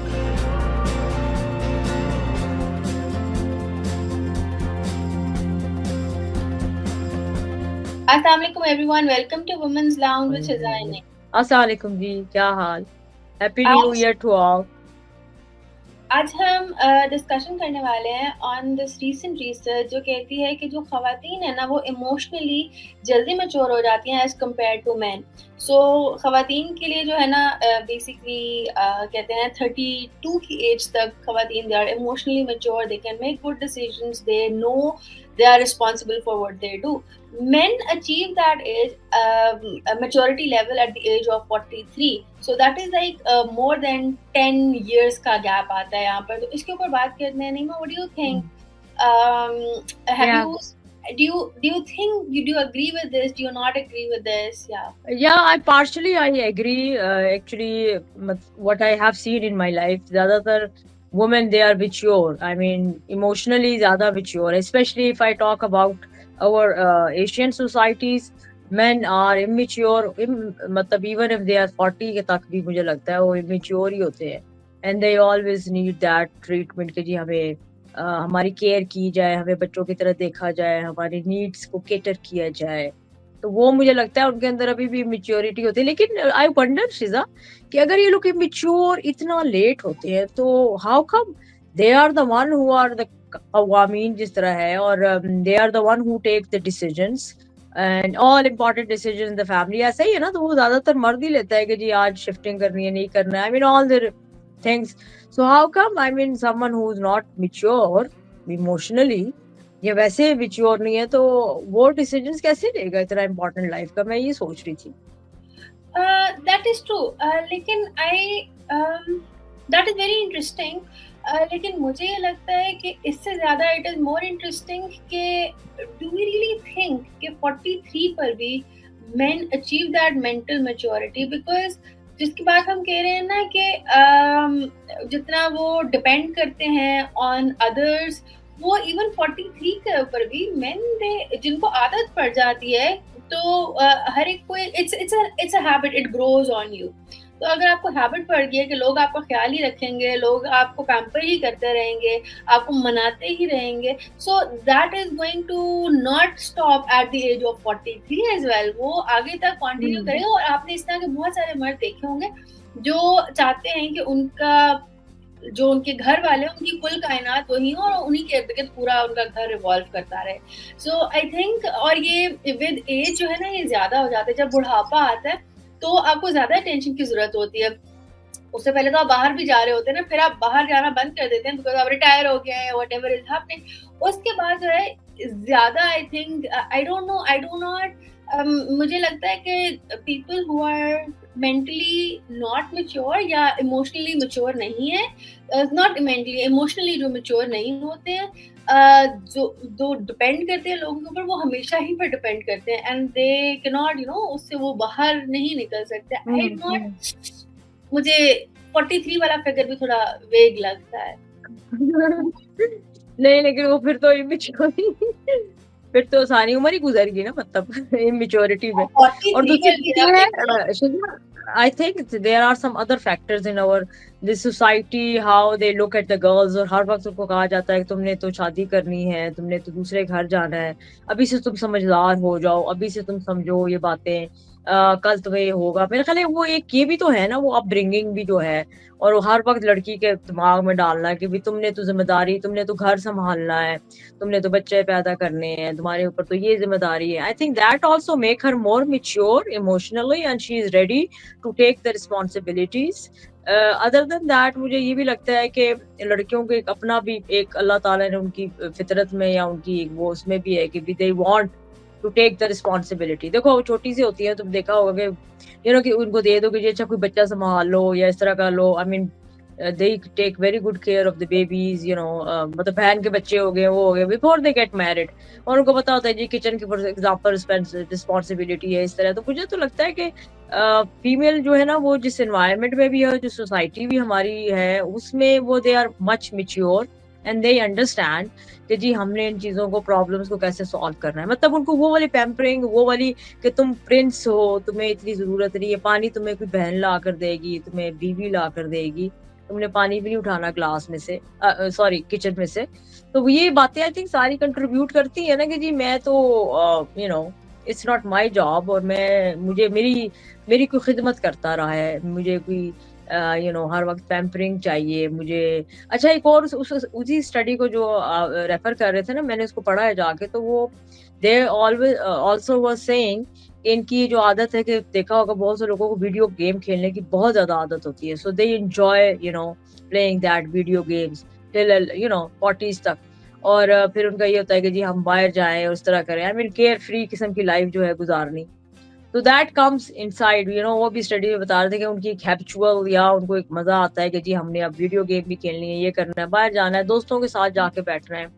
So that also, I mean, as the study was saying, कि भी डिपेक्ट के भी वो कितने नॉन सीरियस हैं, they are not ready to take any responsibility, या मतलब नॉट एनी रिस्पॉन्सिबिलिटी मतलब लेस रिस्पॉन्सिबिलिटीज, मैं ये कह सकती हूँ। ये छोटे छोटे बच्चों की अपनी उन्होंने खुद अकाउंट बनाए हुए हैं to be popular, to monetise. मतलब मैं ये समझना चाह रही हूँ कि ये चीजें जो है ना, ये लोग गलत डायरेक्शन में जा रहे हैं। गॉड नोस किस किस्म का कंटेंट फॉलो किया जाता है, फिर उनके उस इमेच्योर ज़हन पे क्या असर पड़ता है, zero supervision from the parents.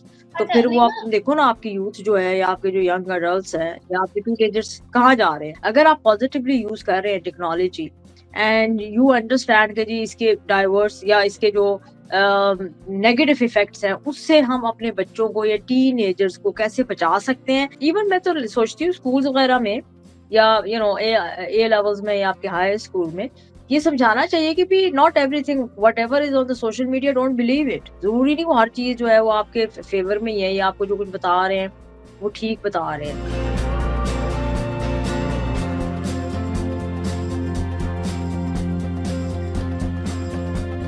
अस्सलाम वालेकुम everyone, welcome to women's lounge with Shizan. अस्सलाम वालेकुम जी, क्या हाल? आज के प्रोग्राम का आगाज करते हैं।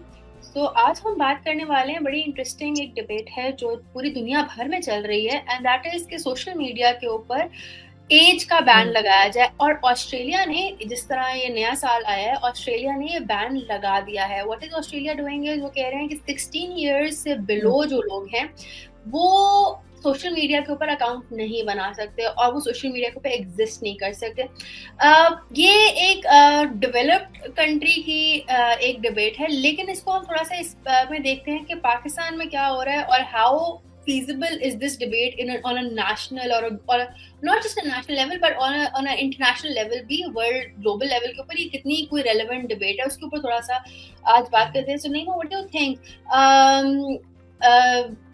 मतलब कि what do you think should be is it right, not right, 16 years, is it too less, या क्या होना चाहिए इसके? Yes, I think yeah, Shiza, I think the level or our society, especially the teenagers and the young adults, उनको जिस तरीके से अभी भी मतलब लैकिंग ऑफ द तरबियत या उनको डायरेक्शन देना या उनको सुपरविजन करना, हमारे पास पहले ही प्रॉब्लम्स हैं ये वाली हमारी सोसाइटी के अंदर, पेरेंटिंग किस तरह की है। सो उसमें जब वो लोग सोशल मीडिया को इन्फ्लुएंस होना शुरू हो जाते हैं, they follow some of the accounts, और उनका यहाँ पे तो पता है वो सेंसरशिप वगैरह या पेरेंट कंट्रोल, बहुत से लोगों को, बहुत सी मदर्स को तो ये भी नहीं पता कि हमने सोशल मीडिया के ऊपर कोई कंटेंट ब्लॉक कैसे करना है, कंट्रोल कैसे करना है। I mean everything is open for them.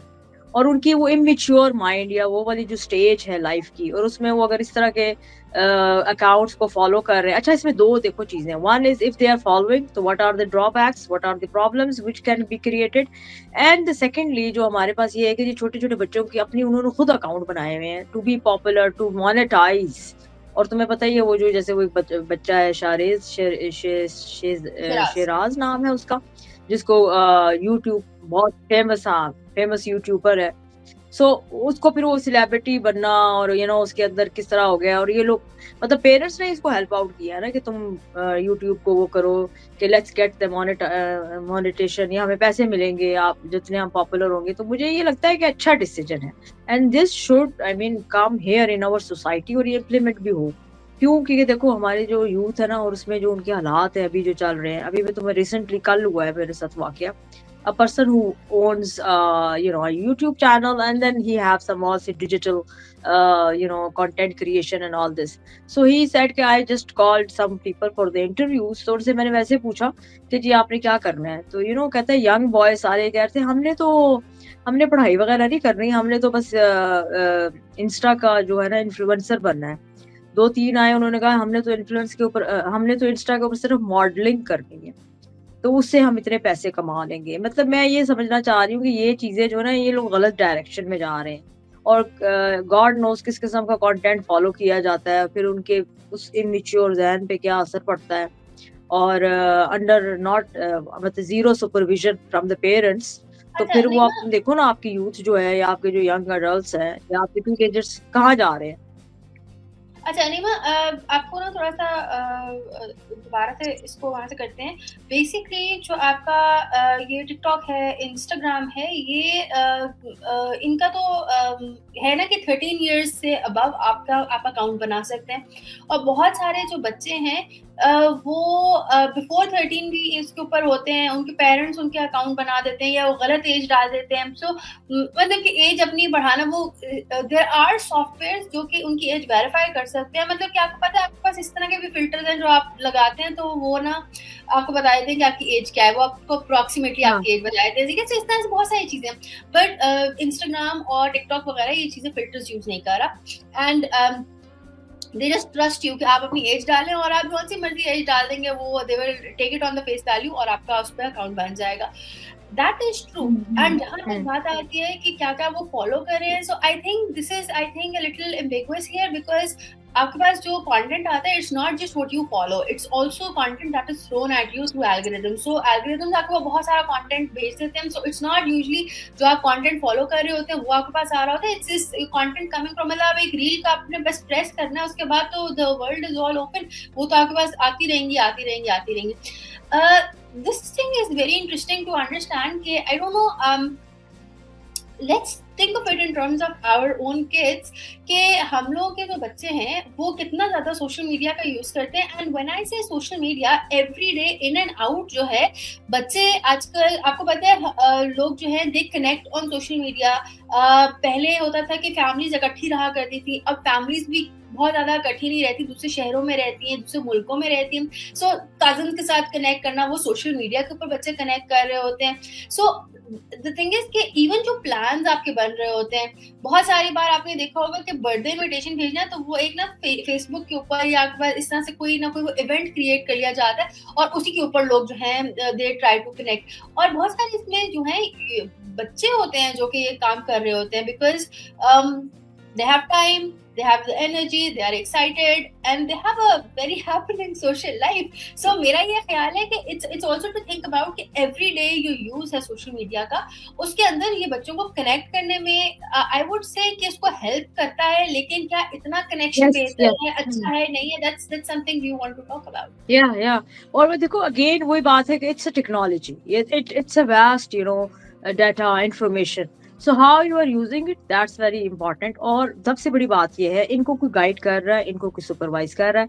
अगर वो एजुकेशनल, इंफॉर्मेशनल या अपनी कोई क्रिएटिव ऐसी कोई स्किल्स हैं या कुछ चीज़ लर्निंग के लिए, लोग बहुत से यूट्यूब से तुम देखो कितना कुछ लर्न कर सकते हैं, new language, any new thing, they can learn from the YouTube tutorials.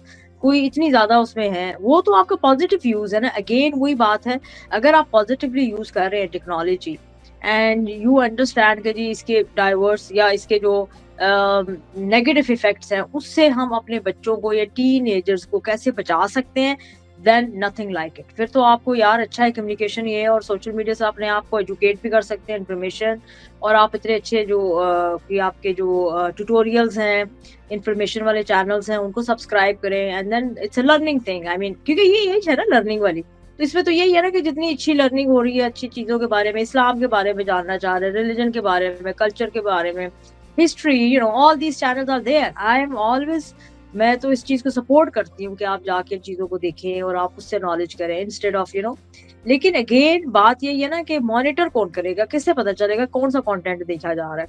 ऐसा तो कोई कंटेंट नहीं है जिसमें सिर्फ जैसे टक्की भाई हैं, सिस्टर लॉलेजी जो है, वो तो सिर्फ मोनेटाइज करने के लिए अपनी फैमिलीज को पता नहीं क्या क्या स्टोरीज डालते रहते हैं, मेड अप थिंग्स। और अगर मुझे ये बुरा बहुत लगता है, टिकटॉक वगैरह के ऊपर भी जाकर मैं देखती हूँ, the content they are creating, it's horrible, seriously disaster. मतलब वो कंटेंट सिर्फ इसलिए क्रिएट किया जाता है कि जी हमारे फॉलोअर्स हो, हम मोनेटाइज करें एंड ऑल दीज थिंग्स। तो उस तरह के कंटेंट और उन चीजों से ना मेरा ख्याल है नहीं है। Let me tell you one thing, case studies, बल्कि ये मैंने हमने एक सोशल मीडिया पे कैंपेन भी चलाई थी। सबसे ज़्यादा तुम्हें पता है प्रॉब्लम कहाँ पे है? कॉस्मेटिक्स, मेकअप, और बच्चियाँ जो हैं, जो छोटी टीनेजर्स हैं, तुम्हें पता है बहुत से जो ब्रांड्स हैं वो उनको टारगेट करते हैं कि जी how you can use these cosmetics and the products from a very early age and your skin need it. और इसके ऊपर बहुत ज़्यादा स्टडीज़ हुई हैं और इसके ऊपर बहुत ज़्यादा रिसर्च हुई है कि भी ये वाला कितना डैमेजिंग है। कि पहले नहीं इस तरह करती थी, जैसे छोटा सी भी स्किन के अंदर कोई फ्लॉ है, कुछ भी है, तो दे स्टार्ट यूजिंग सम कि जी हमें ये क्या है, या उनको अपनी मेंटल हेल्थ या मेंटल स्ट्रेस होना शुरू हो जाता है कि जी मेरे बाल इस तरह क्यों नहीं है, या मेरे स्किन के ऊपर पिंपल्स क्यों हैं।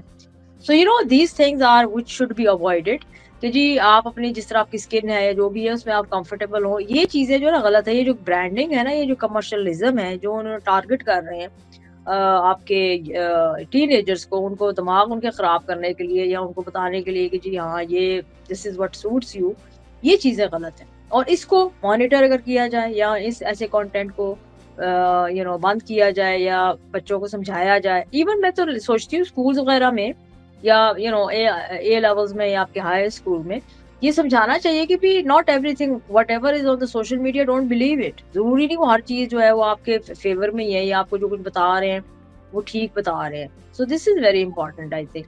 क्यों ऐसा क्यों होता है? ये मर्द हज़रात को ज्यादा अपने ऊपर फोकस क्यों नहीं करते? क्या वजह है? कोई और कॉम्बिनेशन क्रिएट करो या कुछ और चीज क्रिएट करो जिससे आपको लुक्स आपको बेटर लगे, क्योंकि कलर जी। कम्प्लेक्शन एक अफेक्ट करता है उसके आपके जो आप पहन रहे हैं, जो आपका जो भी आप आउटफिट यूज करते हैं उसके ऊपर कम्प्लेक्शन एक बहुत इम्पैक्ट देता है। कौन से कलर्स ज्यादा आपने ग्रूम के लिए, कौन से कलर ज्यादा आपने डिजाइन किए हैं? नहीं देखें, ये तो सबसे पहले जरूरी है ना कि कौन सा कलर किस पे सूट कर रहा है, क्योंकि कलर जी। कम्प्लेक्शन एक अफेक्ट करता है उसके आपके जो आप पहन रहे हैं, जो आपका जो भी आप आउटफिट यूज करते हैं उसके ऊपर कम्प्लेक्शन एक बहुत इम्पैक्ट देता है। बट थिंग इज जब आप ओवरऑल इसको डिजाइन करते हैं और हर चीज को अपने उसके साथ मैनेज किया जाता है तो उसमें फिर देखा जाता है कलर कम्प्लेक्शन के हिसाब से कौन सा कलर किसको सूट करता है। Assalamu alaikum ji, this is Amar Umar as we step into year 2025. I wish you a very very happy new year to all my viewers. मेरी दुआ है कि अल्लाह ताला हमें और आप सबको अपने हिफ्ज़ मान रखें और ये पूरा साल आपके लिए खुशियों भरा रहे। आमीन। 2025 ईयर आ गया है और जैसे ही नया साल स्टार्ट होता है नए ट्रेंड्स की एक्साइटमेंट स्टार्ट हो जाती है कि अब क्या नया ट्रेंड आएगा, क्या पहनेंगे, कौन सा कलर इन होगा, कौन से फैशन डिजाइन्स अब इन होंगे। सो हम इसी बारे में डिस्कस करेंगे, लेकिन आज हमारा शो स्पेशली सिर्फ और सिर्फ मेंस वेयर पे है।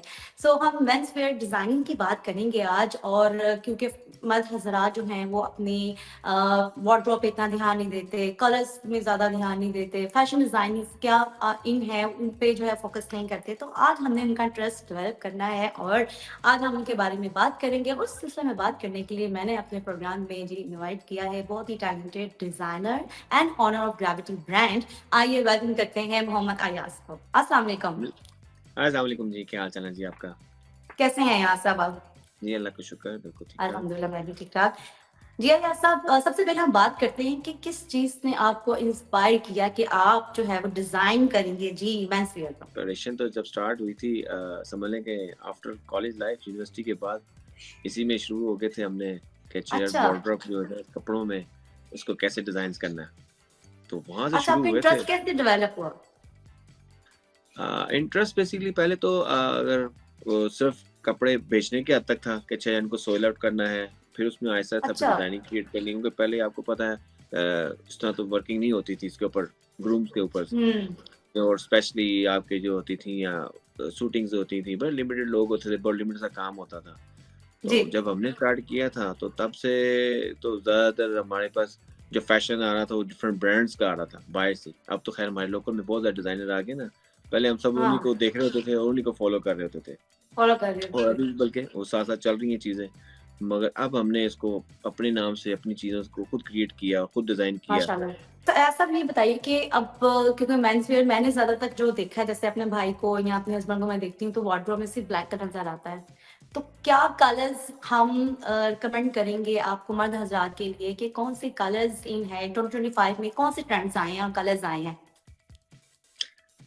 अब तो कलर्स देखिए मेंस के लिए तो सारे कलर्स यूज हो रहे हैं जी। इवन तो जो ग्रूम में है उसमें तो हम येलो कलर यूज कर रहे हैं, उसके अलावा मस्टर्ड कलर आता है, यूज कर रहे हैं। उसके अलावा कुछ लोग ऑरेंज पे भी जा रहे हैं, ग्रीन कलर बहुत इन है। तो ये इवेंट के ऊपर डिपेंड कर रहा होता है। ये सारी चीजें इवेंट के अच्छा। हिसाब से इसको डिजाइन करते हैं। देखिए यहाँ सब देखिए, आपके पास जो कस्टमर्स आते हैं, जो आपके क्लाइंट्स होते हैं, वो सपोज आते हैं, उनके समटाइम्स ऐसे क्लाइंट्स होते हैं जिनका कलर कम्प्लेक्शन जो होता है वो डार्क होता है, किसी का जो है वो नॉर्मल होता है, फाइन कलर होता है। लेकिन आप उनको कैसे सजेस्ट करते हैं कि ये कलर, सपोज वो ऑरेंज कलर लेना चाह रहे हैं और उनका कम्प्लेक्शन डार्क है, तो आप क्या कैसे रिकमेंड करते हैं, कैसे उनको गाइडलाइंस देते हैं कि ये कलर आप पे सूट नहीं करेगा, या फिर आप कहते हैं कि नहीं आप पहन लें? नहीं देखें, ये तो सबसे पहले जरूरी है ना कि कौन सा कलर किस पे सूट कर रहा है। ये तो उसको रिकमेंडेशन, उसके कलर कम्प्लेक्शन के हिसाब से तो रिकमेंडेशन एक जरूरी है कि आपको ये कलर सूट नहीं करेगा, सो दैट्स व्हाई आप अपना कलर कोई और कॉम्बिनेशन क्रिएट करो या कुछ और चीज क्रिएट करो जिससे आपको लुक्स आपको बेटर लगे। क्योंकि कलर कम्प्लेक्शन एक अफेक्ट करता है उसके आपके जो आप पहन रहे हैं, जो आपका जो भी आप आउटफिट यूज करते हैं, उसके ऊपर कम्प्लेक्शन एक बहुत इम्पैक्ट देता है। बट थिंग इज, जब आप ओवरऑल इसको डिजाइन करते हैं और हर चीज को अपने उसके साथ मैनेज किया जाता है, तो उसमें फिर देखा जाता है कलर कम्प्लेक्शन के हिसाब से कौन सा कलर किसको सूट करता है। अब ऑरेंज कलर हम डार्क कम्प्लेक्शन को नहीं रिकमेंड करते हैं, मगर उसके लिए हमें और ऑप्शंस काफी क्रिएट कर सकते हैं। हम उसमें और काफी कलर ऐड करके तो उसको मैनेज किया जा सकता है। अब किसी ने ऑरेंज पहनना है तो ऑरेंज आप क्या लाइट कलर करके देते हैं फिर उनको, अगर सपोज किसी का डार्क कलर है तो? नहीं, अगर इसको डार्क कलर है तो उसको हम ऑरेंज की तरफ लेके ही नहीं जाएंगे ना। हम उसको ऑरेंज की तरफ क्यों रिकमेंड करेंगे? उसके लिए हमारे पास और कलर भी अवेलेबल है ना, हम वो कलर यूज कर लेंगे। तो ज्यादातर कौन से कलर इन होते हैं, ज्यादातर कौन से कलर आपको देखने को मिलते हैं? अगर हम उसको नीचे अगर उसको ड्रेस उसका व्हाइट करके उस पर ऑरेंज वेयर करवा रहे हैं, या उसका सम टाइम होता है कि ऑरेंज के लाइट कलर को यूज करके तो उसको कहीं यानी कि पीच की तरफ चले जाएंगे, तो उसके कम्प्लेक्शन के हिसाब से उसको डिजाइन करेंगे। ये नहीं हो सकता कि हम सिर्फ स्पेसिफिक ऑरेंज पे फंस गए हैं तो उसी में रहेंगे, क्योंकि मैंने काफी बार उसको चेंज किया जा सकता है। मैंने काफी देखा है, जैसे कि सपोज मैंने शादियों में बहुत देखा कि डार्क कम्प्लेक्शन होता है और डार्क ऑरेंज पहना था। डार्क कलर में डार्क कलर पहनना तो अपनी पर्सनालिटी जो है वो इतनी उभर के नहीं बाहर आती है, तो वो जो उनकी लाइकिंग और डिसलाइकिंग का पता ही नहीं होता उनको अपनी कि ये अच्छा लगेगा कि नहीं बुरा लगेगा, उनको अपनी पर्सनालिटी का इतना ज्यादा इंटरेस्ट नहीं होता।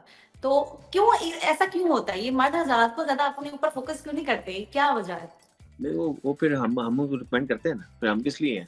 ये हमारा काम है कि उनको बताना, उनको डिजाइन बताना कि ये डिजाइन आप पे सूट करेगा, ये नहीं सूट करेगा। वो तो उन्होंने अपनी सोच तो बता दी है कि वो फिर हमारा काम है कि नहीं, उसको जो सूट करेगा, जो उसको बेहतर नजर आएगा, जिससे उसकी अभी देखें अब हर चीज कैमरे पे चलेगी है, ठीक है। हमें अपने देखना है कि कैमरे में जो कलर आप पुट करते हैं उसकी क्या खूबसूरती आ रही है, तो उसको फिर उसके साथ उसकी पिक्चर्स के साथ उसकी डिफरेंट चीजों के साथ उसको बता के उसको गाइड किया जाता है कि ये चीज आप पे ये सूट करेगी। अब इस कलर को ही अगर आप चाह रहे हैं तो इसमें हम कितने लाइटर टोन में जाएंगे, कितने डार्कर टोन में जाएंगे, तो दैट ऑन डिपेंड्स उसके ऊपर कि उसको कैसे हैंडल करना है। दैट ओवर इसी काम के लिए हम बैठे हैं। देखिए व्यूअर्स आपको फ्री में रिकमेंडेशन मिल रही है। तो यानी कि ग्रेविटी ब्रांड में जाएं और आपको गाइडलाइन भी देंगे आपके कैमरे में कौन सा कलर अच्छा लगेगा, कौन सा नहीं अच्छा लगेगा, कौन सा कलर आपके कम्प्लेक्शन के साथ सूट करेगा, ये आपको सारी गाइडलाइन देंगे। वेडिंग के हवाले से बात करेंगे, आपको पता है कि विंटर सीजन है और वेडिंग सीजन स्टार्ट हो चुका हुआ है, तो आप जो है वो कौन से कलर्स ज्यादा अपने ग्रूम के लिए, कौन से कलर ज्यादा आपने डिजाइन किए हैं? हमने देखिए जी, जैसे आपका मेहंदी का इवेंट बड़ा आजकल लेविश किस्म के लोग उस पर डिजाइनिंग करके वर्किंग कर रहे हैं, और उसमें डिफरेंट कलर्स जो यूज हो रहे हैं, वही वाली बात है कि पहले मर्द ज़्यादा नहीं पहनते थे ब्राइट कलर्स, कि उनको कहा जाए येलो कलर पहनना है तो कहते नहीं, वो तो लड़की से पहनेगी। तो ऐसा नहीं है, अब लड़कों को भी उस हिसाब से ग्रूम किया जाता है, उनके डिज़ाइन को बताया जाते हैं। उसमें हम लोग येलो यूज़ कर रहे हैं, ग्रीन यूज़ कर रहे हैं, मस्टर्ड यूज़ कर रहे हैं, बाकी उसके साथ कुछ ब्लैक कॉम्बिनेशन के साथ बन जाती हैं कुछ चीज़ें, कुछ ऑरेंज के कॉम्बिनेशन के साथ बन जाती है, उनके फिर उनकी डिजाइनिंग उनकी वर्किंग डिफरेंट हो जाती है। रेडीमेड में तो वो बहुत कम बहुत लिमिटेड होते हैं, वो तो ज्यादातर आपको पता है उनकी तो पूरी प्लान्स अब चल रहे होते हैं, महीनों पहले से स्टार्ट हो जाते हैं कि जी हमने ये कलर्स में वर्किंग करनी है, या मैंने उसको डिजाइन करके देना है कि अच्छा इस कलर में आप वेयर करें, that will be fit for you. मैंने आपकी शेरवानीज वगैरह देखी, बहुत मुझे मजे की लगी, बहुत प्यारे कलर्स और जो काम हुआ था वो बहुत यूनिक था, मुझे बहुत पसंद आया कि हमारे व्यूअर्स भी स्क्रीन में देख रहे होंगे।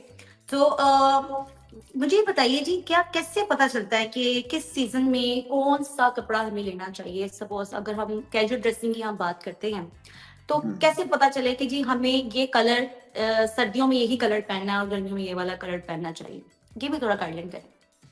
सर्दियों में जो फैब्रिक्स की कलेक्शन है वो देखिए वो बहुत बहुत वाइड रेंज आ जाती है हमारे पास, क्योंकि समर में तो आपको देखिए हर बंदे को लाइट ही कलर चाहिए और लाइट ही फैब्रिक चाहिए, मगर विंटर्स में आप डिफरेंट कलर्स भी यूज कर सकते हैं और आप डिफरेंट जो फैब्रिक्स आपके आते हैं, स्पेशली कुछ प्योर्स में आते हैं, कुछ वूल्स में आते हैं, उनकी कुछ ऐसी वर्किंग होती है कि जो आप नॉर्मल आप समर में तो नहीं पहन सकते, स्पेशली इन लाहौर तो पॉसिबिलिटी नहीं है, बट आप उसको फिर विंटर में वो फैब्रिक्स यूज करते हैं और उनके जो कलर स्कीम्स हैं उनको विंटर के हिसाब से, जो आपको उसमें लाइट कलर यूज करें, डार्क कलर यूज करें, विंटर में ऑप्शन ही ऑप्शन है आपके पास, you can use any fabric with any colour. क्योंकि वो जो पहले वाला डार्क वाला था ना कि सर जी हमने सिर्फ ब्लैक कलर यूज करना है, ग्रे यूज करना है, तो उससे तो हम बाहर निकल आए हैं। अब हमारे जो जितने सूट डिजाइन हो रहे हैं मेरे, उसमें आपको मैरून कलर नजर आएगा, ग्रीन कलर नजर आएगा, लाइट ग्रे कलर्स नजर आएंगे, ब्राइट ब्लू कलर्स नजर आएंगे, दे ऑल आर वेरी। और कुछ जो लड़के होते हैं उनको ना इसकी नौहो नहीं होती है कि कौन सा स्टफ हम लें, जैसे वॉशिंग वेयर जैसा कि पीछे पड़ा हुआ वॉशिंग वेयर भी होगा, खद्दर का कपड़ा भी होता है। लड़कियों में तो काफी ऑप्शंस होती हैं ना, तो लेकिन उनको भी ये बताए ना कि हमारे पास कपड़ा, आपके पास कौन सा कपड़ा अवेलेबल है, कौन कौन से कपड़े आप यूज कर सकते हैं, जिसमें वॉशिंग, जितना मुझे पता है वॉशिंग वेयर होता है, खद्दर होता है, और कौन कौन से स्टफ होते हैं मर्दों के कपड़ों में।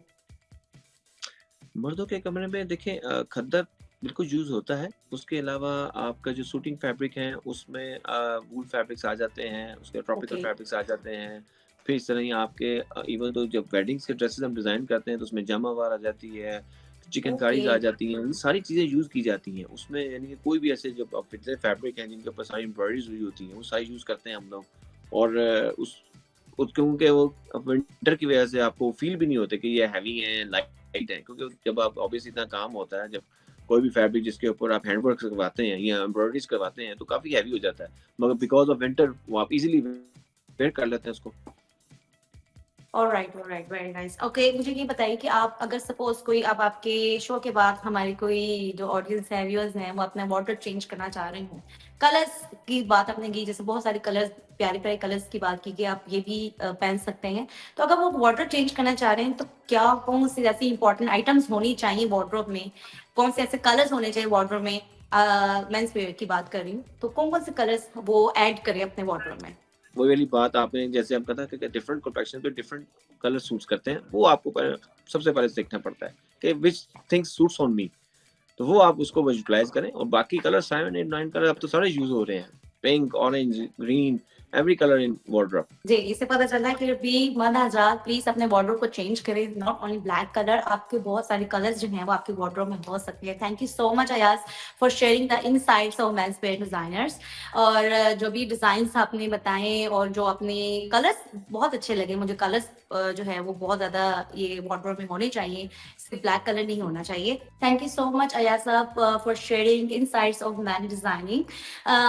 इसी के साथ हमारे प्रोग्राम को दें इजाजत, अपने वार्डरोब को कलरफुल बनाएं, खुशियां बांटें और खुश रहें। नेक्स्ट प्रोग्राम में फिर हाजिर होंगे एक नए टॉपिक के साथ, देखते रहिए कॉकटेल। अल्लाह हाफिज़। कि इस टाइम पे इतना कॉम्प्लेक्स है फैशन इंडस्ट्री को एक सिंगल सेंटेंस के अंदर बताना। इस टाइम पे हम एक ऐसा कोलाज टाइमलाइन के अंदर है जहाँ पे सब कुछ चल रहा है। आप किसी को कन्विंस नहीं कर सकते कि आपने ये फिट आउट पहनने और ये नहीं पहनने। अब सोशल मीडिया का इतना इन्फ्लुएंस है लोगों के ऊपर कि आप जो है हम लोगों को गाइड करें, उससे ज्यादा कस्टमर हमें गाइड कर रहा होता है। अगर आप रेपिटेटिव बिजनेस में चाह रहे हो कि आपका जो है रेपिटेटिव क्लाइंट आपके पास दोबारा आए, तो उसके बाद उसकी जो सेटिस्फेक्शन और खुशी है क्लाइंट की, वो सबसे ज्यादा इंपॉर्टेंट है। तो अगर उसको ब्लैक पहन की खुशी मिल रही है तो मैं उसको सजेस्ट नहीं करूंगा कि व्हाइट पहने। देखिए, by the end of the day it's all business. अस्सलाम वालेकुम जी, आप देख रहे हैं cocktail with Amar Umar. Men's wear की मैंने बात क्या कर ली, मेरी बहनें तो मेरे से नाराज हो गई कि आपने वुमेन्स वेयर के बारे में तो बात की नहीं, कौन से फैशन ट्रेंड में है, कौन से ड्रेस डिजाइन हम कर सकते हैं। तो मैंने उनके मसला का हल ढूंढ लिया है और आज हम बात करेंगे स्पेशली खवातीन के ड्रेसेस के बारे में। और उस सिलसिले में बात करने के लिए मैंने अपने शो में खास मेहमान को बुलाया है जिन्होंने बहुत कम अरसे में वुमेन्स वेयर के फैशन डिजाइनिंग में बहुत कम अरसे में अपना नाम बना लिया। आइए बात करते हैं सैयद अमीर अंजुम से, जो कि डेकोर फैशन के डिजाइनर भी हैं और ऑनर भी हैं। अस्सलाम वालेकुम अमीर अंजुम। जी वालेकुम सलाम, क्या हाल है आपका? ठीक है? अल्हम्दुलिल्लाह ठीक हूँ, आप कैसे हैं? अल्लाह का शुक्र। And I am very sorry, मैं आपको जो है इस टाइम पे काफ़ी नॉइजी जगह पे बैठ के इंटरव्यू देने पे मजबूर हूँ, क्योंकि मैं I was out of the town. लेकिन मुझे ओके, काफ़ी सख्त इंस्ट्रक्शंस थी कि आपके शो को मैंने मिस नहीं करना, तो इस वजह से मैं आपका लाइव हूँ। जी बताइए। Thank you so much for joining us. आपका ज्वाइन करना भी बहुत ज़रूरी था कि हम ख़वातीन इंतज़ार में हैं कि कौन से ट्रेंड्स इन हैं, कौन से फैशन डिज़ाइन हम करें अपने ड्रेसेस के लिए। तो उस सिलसिले में आपको बुलाए हैं। आप मुझे प्लीज़ बताइएगा कि विंटर सीज़न है, इस साल कौन सा नया ट्रेंड आया है? देखिए इस टाइम पे इतना कॉम्प्लेक्स है फैशन इंडस्ट्री को एक एक सिंगल सेंटेंस के अंदर बताना, कि इस टाइम पे हम लोगों ने देखा कि जिस तरह एक पूरा ट्रांजिशन हमने देखा है। पहले शलवार कमीज़ों की लेंथ के ऊपर पहले शॉर्ट, फिर लॉन्ग, उसके बाद फिर ए लाइंस आ गई, उसके बाद फिर गराराज एंड शराराज। लेकिन इस टाइम पे हम एक ऐसा कोलाज टाइमलाइन के अंदर है जहाँ पे सब कुछ चल रहा है। आप किसी को कन्विंस नहीं कर सकते कि आपने ये फिट आउट पहनने और ये नहीं पहनने। एट द सेम टाइम हम लोग मैक्सिस भी बना रहे हैं, एट द सेम टाइम हमारे गराराज भी बन रहे हैं, शराराज भी बन रहे हैं, लहंगेज आर वेरी इन, ठीक है, lehenga cholis are very in these days. इसके अलावा लॉन्ग लॉन्ग बहुत ज़्यादा लॉन्ग शर्ट्स भी चल रही हैं, ए लाइंस भी चल रही हैं। यानी कि इस टाइम पे हम किसी को कन्विंस नहीं कर पा रहे कि यार ये फैशन में इन है और ये आउट है। अच्छा, पटियाला जो Everything शलवार has होती sound slow. थी, वो चुनट वाली जो शलवार होती थी पटियाला, मैंने भी पहनी हुई है, बहुत मजे की लगती थी। वो भी अब फैशन में आ गई है कि अभी फिलहाल अभी नहीं, इस टाइम पे नहीं? नहीं, अभी वैसे फैशन में वो इन है नहीं, लेकिन क्योंकि जिस तरह मैंने आपको बताया इस टाइम पे हर कोई सब कुछ पहन रहा है, तो एक एक हमारी आम जुबान में उसको कहते हैं अलादीन शलवार, वो काफी इन है। अलादीन जो शलवार, अलादीन ये कैसी हाँ, शलवार है? जिस तरह आपने आप हमारे बचपन में कार्टून्स में अलादीन की खास शलवार थी, या जो हाँ जिसके हाँ हाँ, अब उस तरह की लड़कियां पहन रही हैं। अब देखें, दिस इज पर्सनल फ्रीडम, मैं उसके ऊपर कमेंट नहीं कर सकता, लेकिन ये है कि इस टाइम पे एक इस तरह का एक कोलाज टाइम जोन है कि यहाँ पे सब कुछ चल रहा है।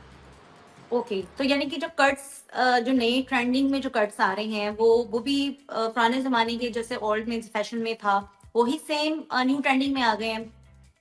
नहीं देखें, ट्रेंड्स के हिसाब से देखें, जिस तरह अभी हम अब इस टाइम तो हम फुल स्विंग में हैं वेडिंग सीजन के, लेकिन आपने देखा होगा हमारे बड़ों की जो शादी की तस्वीरें थी उसके अंदर आपको गरारा और छोटी शर्ट्स नजर आती थी।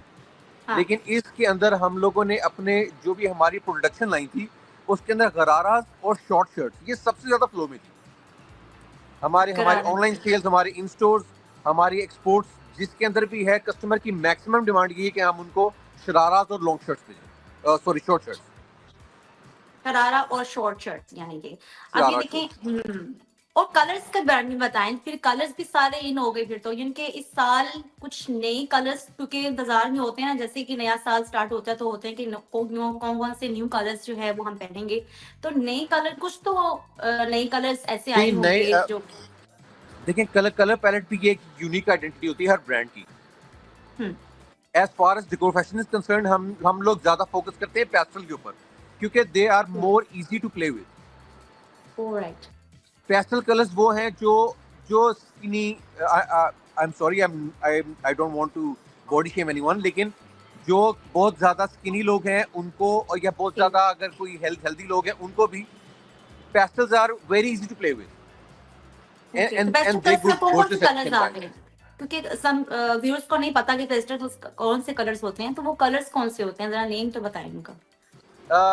देखें, अगर पेस्टल पिंक, अब अगर किसी को पेस्टल्स का नहीं पता तो मैं उसको मजीद तो नहीं बता सकता, लेकिन pastel pinks are very in, baby blues are very in, greys, the lighter shade of greys they are very in, the light shade of pink, lilac, they are very in. इसके अलावा तेल मेहंदी और जो माइयों वगैरह के, वो तो जाहिर बात है शार्प और डिफरेंट कलर्स जो है वो तो शुरू से ही वो एक पैलेट का हिस्सा रहते हैं, लेकिन pastel colour, the light and sober and decent colours that are more in. Okay. अब जैसे आपने मेहंदी की बात की तो मुझे मेरे जहन में आया कि जो अब तो फंक्शंस वेडिंग्स के इतने डिफरेंट होने लगे हैं कि जैसे कि मेहंदी और बारात, शैंडी का इवेंट होना शुरू हो गया, तो अब उनको हमें समझ नहीं आती कि अब हम कौन सा कलर सेलेक्ट करें, येलो पहने, ग्रीन पहने, रेड का कलर सेलेक्ट करें, तो क्या सजेस्ट करेंगे कि हमें कौन सा कलर जैसे पहनना चाहिए शैंडी में? देखें, सबसे इस बात का मेरी फैमिली की भी जो ख़वातीन है जब मुझसे पूछती हैं तो उनको मैं मेरा कोशिश होती है कि मैं समझाने की कोशिश करूं कि कलर आप वो पहने जिसको आप पहन के कैरी भी कर सकें और आप ज़्यादा जो है ना वो क्या कहना चाहिए, कॉन्शियस ना हो। जो भी ड्रेस पहन के you feel good with in, I think there is no harm in wearing that. यानी कि आप कोई भी कलर पहन सकते हैं। लेकिन मैंने आपको बड़ा एक ओपन सा जवाब दिया है। टू बी वेरी प्रिसाइज, मैं आपको समझा देता हूँ कि अगर आप लोगों ने शैंडी के ऊपर भी कलर पहने हैं तो shocking pinks are very in, oranges and greens they are very in, और favourite colour bottle greens with gold these days they are very in. Bottle green colour के साथ जो है गोल्ड का combination it's hot. pinks with fluorescent yellows, fluorescent green, oranges, they are very much in. Very nice. ये तो बड़े खूबसूरत colour की अब आपने बात की। अच्छा, मुझे ये बताएं कि जो जैसे ब्राइडल के साथ जो उनकी बहनें होती हैं या ग्रूम के साथ जो होती हैं बहनें, वो एक जैसे कपड़े पहनना चाह रही होती हैं एक ही टोन कलर में, और उनको क्या सजेस्ट करते हैं कि आप अगर आपने सबने एक ही जैसे कलर बनाने हैं तो फिर कौन सा कलर सजेस्ट करते हैं, या फिर उनके हैवी लुक देते हैं उनको? क्योंकि जरा दुल्हन से बहनें जो है आई थिंक थोड़े डिफरेंट लगनी चाहिए। ये नहीं होते कि बहनें भी, आजकल मैं देखती हूँ शादियों में कि बहनें भी दुल्हनें लग रही होती हैं, तो उनको क्या सजेस्ट करते हैं? फिर आपके पास कोई ऑर्डर्स आते हैं, आपके क्लाइंट्स आते हैं, तो आपने मेरा बड़ा एक मुश्किल सवाल जो है ना मुझसे पूछा है। अब सोशल मीडिया का इतना इन्फ्लुएंस है लोगों के ऊपर कि अब जो है हम लोगों को गाइड करें उससे ज्यादा कस्टमर हमें गाइड कर रहा होता है। मैं उनको चाहे जितना मर्जी कन्विंस करूं कि आप ये पहने। अब मैं पर्सनली अपने फैमिली के वेडिंग्स के अंदर ये सजेस्ट नहीं करूंगा या अपने दोस्तों और अहबाब के वेडिंग्स पे सजेस्ट नहीं करता, लेकिन हमारे पिछले 2-3 माह के जितने भी इवेंट्स हम लोगों ने कवर किए हैं उसके अंदर black to my surprise is very much इन।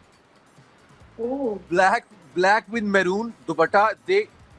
हम लोग, मुझे शादी के ड्रेसेस के हवाले से शायद मेरा ये वाला आर्टिकल जो है वो सबसे ज़्यादा नापसंद था, लेकिन अब मेरी पसंद, मैं देखें bye the end of the day I am a businessman, मुझे जिस चीज़ से ज़्यादा प्रॉफिट आ रहा है मैं उसको ज़्यादा बनाने की कोशिश करूंगा चाहे मुझे पसंद है या नहीं है। Black dress with black and gold कढ़ाई with maroon dupatta, it's so much hot this days कि वो 12-12, 13-13 लड़कियां जो है वो सारे जो है, मैं उनको कहता हूँ यार ये तो अबाया सिलवाई जा रहे हो आप, लेकिन बट देयर चॉइस, वो चाह रही है कि ब्लैक के ऊपर ब्लैक कढ़ाई मुझे बना के दें जी। तो 12-12, 13-13 खवातीन है और सारों के सारे वही लिए जा रहे हैं। It's their call. तो कस्टमर हमें समटाइम्स हमारी मानता नहीं है, हमें समझाता है। आपके लिए मुश्किल नहीं होता ये सबको इतना अरेंज करना है कि ब्लैक बनाए ना, और काम वाले, आपके लिए मुश्किल नहीं होता ये काम? देखें, एज अ बिजनेसमैन सबसे ज्यादा इम्पोर्टेंट ये है कि जो आपका क्लाइंट है उसके इवेंट के बाद या जब वो आपका मर्चेंडाइज यूज कर रहा है उसके बाद वो सेटिस्फाइड फील करे। Happiness is the main goal. अगर आप रेपिटेटिव बिजनेस में चाह रहे हो कि आपका जो रेपिटेटिव क्लाइंट आपके पास दोबारा आए, तो उसके बाद उसकी जो सेटिस्फेक्शन और खुशी है क्लाइंट की, वो सबसे ज्यादा इंपॉर्टेंट है। तो अगर उसको ब्लैक पहन की खुशी मिल रही है तो मैं उसको सजेस्ट नहीं करूंगा कि व्हाइट पहने। ठीक है ना, क्योंकि हम लोगों ने देखिए by the end of the day it's all business. अगर किसी चीज से मुझे अच्छा रेवेन्यू आ रहा है और मेरा क्लाइंट उसको पहन के खुश है, सेटिस्फाइड है, तो I don't think there is any need to suggest. यानी कि आप कस्टमर की, जो आपके क्लाइंट है, उनकी खुशी में खुश हो जाते हैं। बिल्कुल खुश होते हैं। बिल्कुल ठीक है। अच्छा, लास्ट मेरा क्वेश्चन आपसे ये है कि अब कौन सा कपड़ा ज्यादा लाइमलाइट में है?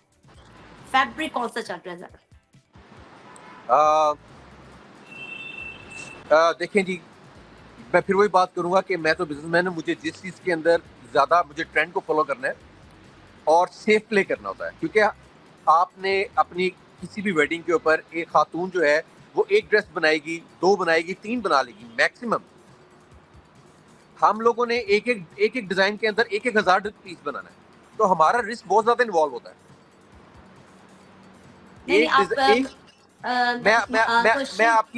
मैं आप ही के जवाब की तरफ आ रहा हूँ जी। आप लोग डिफरेंट फैब्रिक्स में प्ले कर सकते हैं, लेकिन हमारे क्योंकि हम मैस प्रोडक्शन में काम करते हैं, हमें बड़ा सेफ प्ले करना पड़ता है।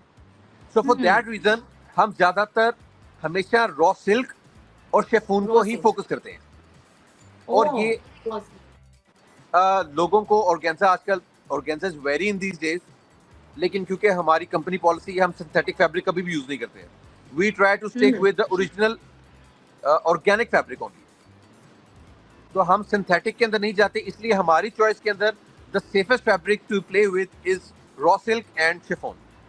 रॉ सिल्क है, शिफॉन। अच्छा, मुझे एक मैसेज आया आपके इंटरव्यूज के दौरान ही कि मुझे मेरी जो एक सिस्टर है वो बनाना चाह रही है वेलवेट का ड्रेस, तो उनको समझ नहीं आ रही कि वेलवेट की शॉर्ट शर्ट के साथ नीचे गरारा बनाए या शलवार जो चुनटों वाली शलवार होती है पटियाला टाइप, क्या करें सर? जरा फ्री में एडवाइस दे दें।